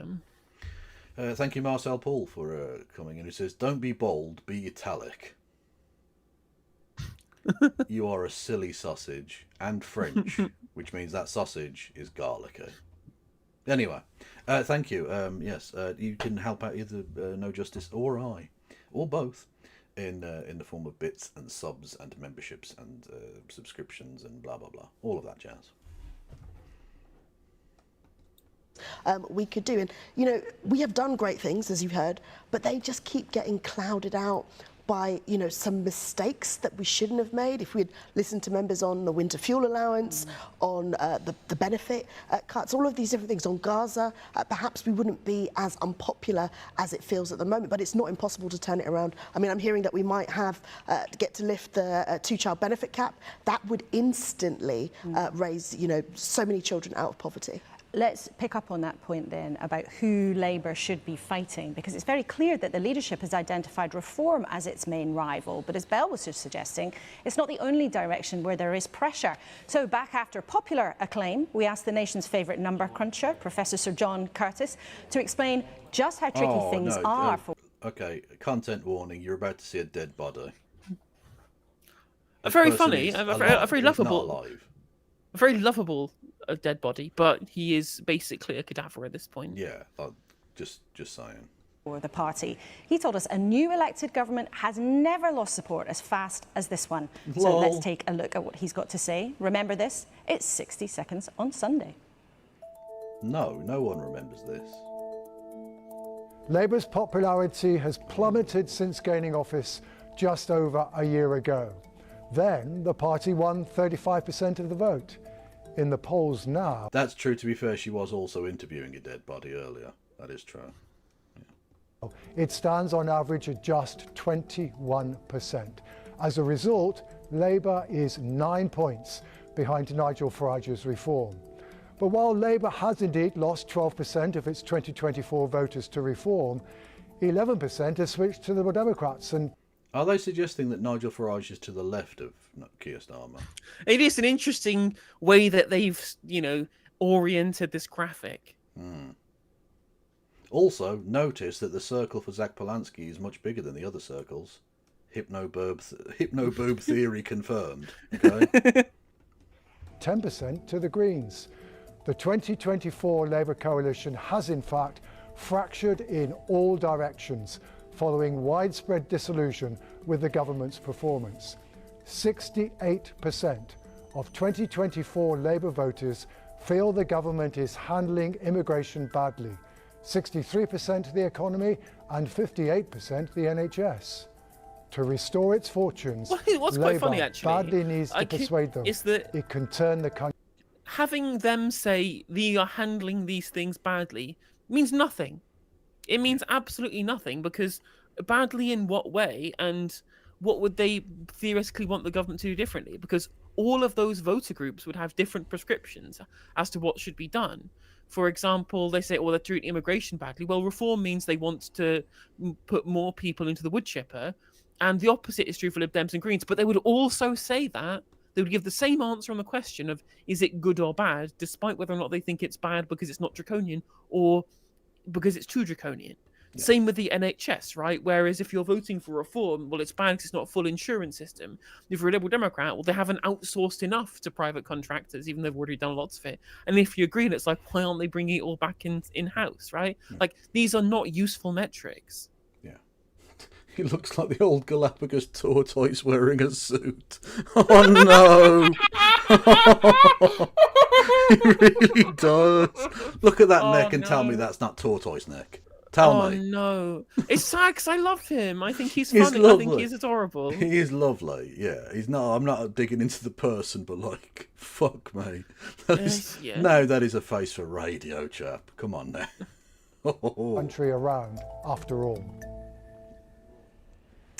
Alan Johnson, is a digital ID card going to be the thing that's suddenly going to get voters saying, hurrah for the Labour Party? I mean, you were the Home Secretary, you tried to introduce it back in the day, I think. I introduced the ID card. I've still got my ID card. You got it with you? And then the Tories scrapped it. I've still got my ID card. You're a fucking loser. You're a geek. Shut the fuck up. I tell you what, the only people who were bigger losers than Alan Johnson were the people who were Steve Reed's fucking side event. Yeah, with the Labour conference. Their rip-off MAGA hats, yeah. Getting baby build MAGA hats from a guy who already opposed fucking construction of flats in his constituency. Yeah. And like, they wanted to get his autograph. Who wants Steve Reed's autograph? These people need their lunch money stolen to get shoved in lockers. Bring back bullying. Bring back bullying. The only person who's ever asked for his autograph legitimately was a delivery driver. Because it's a signed for item, okay? It's expensive. It's a box of stupid hats. Anyway, did you say he had a face for it? All right, I know I'm an ugly cunt too. I'm not. Look, it's ugly privilege. I'm allowed to say it. Now, I don't know why they did. All I know is that any responsible government looking at the situation, there are only two places in Europe that do not have an ID card: Ireland and Britain. Germany, when we introduced it in 2010, people... Wow, it's almost like we're not land connected, and therefore it's not really been a problem in the past, and it isn't really a problem now. You freak. Who told us, well, the Germans won't introduce one. They introduced it later that year. So this is the only country where you can't prove and protect your identity through the new technology that allows us to do it with a digital card. It's ludicrous that that's the situation. And Britain and England and Ireland happen to be the two places... Again, not to be too lookist about this, but how do you show footage of a person 20 years ago and they're still ugly as sin? It looks the same. Yeah. Isn't it? Just doesn't look any different. Well, again, if it was just like a physical card and it wasn't mandatory, no one would care. Yeah. But it's both mandatory or mandatory to fucking function society because you need it for a job. And then probably will become more mandatory over time as the mission creeps. And second of all, it's all of the information in one singular point of failure for any amount of cybersecurity. Yeah. Well, we might be the first country to get like the entire country cyber hacked instantly. That would be cool. We could outdo Estonia. We could have 100%. True. I mean, we can. I get tell you what. Why don't we give the Taliban all of the data of everyone? Well, exactly. Well, think about them having to sift through 70 million people's data to find the people they want to kill. Exactly. Let's look. The strength in togetherness, in unity. Together, they can't pick us all off. Yeah, there you go. Exactly. So I say, release all private data to ISIS immediately. Where illegal migration, which is a very small percentage of immigration, by the way, but where illegal immigrants go to disappear. I don't want you to miss, we just had a little trip down memory lane, you showing your mocked up ID card. We showed that to viewers to just remind people of the debate back then. But it was a very vigorous debate back then. And Belle, there are plenty of people in the party who are not happy about it at all. There's plenty of people across the country. There's a petition, parliamentary petition. It's got over 2 million signatures, just over 24 hours. People don't want to see this. And also they don't understand it. What is the purpose of it? Now, I know there are many other countries that have these ID cards, but that hasn't stopped the type of working that we're talking about. So would backbenchers fight this in Parliament? Would you, as a backbencher, try to fight it? It's not something with that much... it's not something that I would ever see myself supporting. I don't understand the purpose of it. With the hostile environment as it is, we have to prove our identity to work in a certain way anyway. Migrants already have these biometric ID cards. And actually, what's going to happen? We're going to have this card. We don't know which private company we're going to hand it over to, and how much profit they're going to make from this. All these issues with people's data and their civil liberties. And actually, for what? The types of working we're trying to stop are not going to stop. The cash in hand type working, and and as you said, I think you talked. You made a comment from somebody that sent something. Stinging question from one of our excellent viewers. Well, yeah, absolutely. It doesn't make any sense because those types of people that create that irregular type of work, they're not going to be asking people for their digital ID card. Just before we move on, Gary, in terms of the big question behind all of this, the economy. Keir Starmer said the manifesto stands when it comes to not raising VAT, but it is pretty clear the feeling in the air is that Rachel Reeves is going to have to find money from somewhere. Where should it come from? We've had discussions about this, things like the gambling tax. There should be a. You've been talking to the leadership about where it We comes have from. said to them, areas like that, there is an opportunity for us to raise more money. We need to look at how we do defence. Who the fuck is us? You're not in the government. Why does he keep saying us? Does he think he's on the team? What? No, even as an affiliated union and an affiliated cuck union as well. Yeah. Like, you have no power here. Yeah, literally. Keir Starmer is the Senate, and by Keir Starmer I mean Morgan McSweeney. Well, exactly. Well, Keir Starmer is just the glove puppet that Morgan McSweeney wears to masturbate. Exactly. Yeah. Spending, there is alternatives. We've spoken about that. We do need investment in our economy. It brings back jobs, it brings back opportunity, it brings back hope. But let's be clear, this government inherited a bin fire from the Tories. But what is driving the anger and frustration in this country is people feel poorer. They see communities and public services that feel broken and beat, and Labour's going to have to raise those up, and they can. OK, all three of you, thank you very much indeed for now, because it is the Tories' turn. They'll have their turn at conference next week, and they are also under pressure from reform. And they also have a leader who not everyone in their ranks thinks is pulling them in the right direction. Well, James Cleverly is a familiar face to all of us, former cabinet minister. I don't mean to be rude, Kevin. I very much enjoy the time we spend together, but it's midnight, and James Cleverly does not excite me enough to keep me awake. That is, I think, a fair call. I will also, I think, bow out at this stage because James Cleverly is, for me, as pointless as Kemi Badenoch. Very much so. Very, very, very much so. It's just a whole fucking cavalcade of uselessness. I'd like to say, for some reason, I have 320 people watching over on YouTube. We had a high of 360 earlier, which is crazy numbers. Love it. I've not had this many people watching since the election. So welcome in potentially lots of new viewers if you've not previously been a long-time viewer of the show. If you've been fed this by the algorithm, they've been jonesing for some no justice action. Clearly. Well, there you go. Well, if you are a new viewer, please make sure you subscribe if you're not subscribed already. And of course, as always, the content that both myself and indeed Kevin Logan on the other end, if you do not know who Kevin Logan is, please go and follow Kevin Logan. Oi. The content cannot be as consistent as it is without the support of our wonderful viewers. If you would like to keep the content going, if you enjoy us shouting at the TV in spoken word better than you'd thought it, which essentially seems to be the reason people watch my show, and potentially yours too, Kevin, then you can support either of our channels by subscribing on Twitch for $4.99 or for free with Twitch Prime. There's 300 of you. Some of you must have Amazon Prime.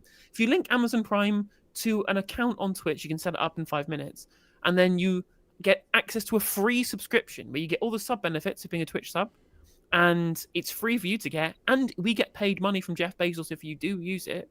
We're very much worth doing because it's free and it helps us both and gets you ad-free viewing and all the emotes on Twitch. You can drop bits on Twitch. You can super chat in YouTube. You can also become a member on both of our channels for just 99p, which is cheaper than a can of Red Stripe. And on top of that, you can gift memberships to the community on both Twitch and on YouTube, which spreads the love around, gives everyone access to all of those good little benefits. True. Again, it's only 99p to be a member on YouTube. And you get emotes that you can use both in YouTube chat and you can use it in your YouTube comment section, right? You can spam the vote green one all you want if you want to. On my one, you can use Kev's very cute cat emotes as well over on YouTube as well for just 99p. I see a lot of new white names in chat. Do you want, if you would want to support the stream, or indeed you can do on Patreon. Both Kevin and I have Patreon as well. Mine's patreon.com/NoJusticeMTG. That helps us make content because both of us stream. You stream 6 days a week, don't you, Kev? Pretty much, yeah. Yeah, I stream 6 days a week too. Every little helps us to keep the content going, as this is both of our full-time jobs. True. Anyway, having done that bit, are we going? Yes. I'm going to raid over into the Noisy Immigrant over on the YouTubes. Let's see who's live on Twitch. I'm going with some random geek on YouTube. Say hello. Boom. And I'm going to go with Zacap on the Twitches. Zacap sounds like a good shout. Do you want to shout out your socials as well? Because there's lots of people watching. Oh shit, I'll have to find out what the fuck they are. I'm at no... Oh shit, was it? Not KF Logan1875 on Twitter.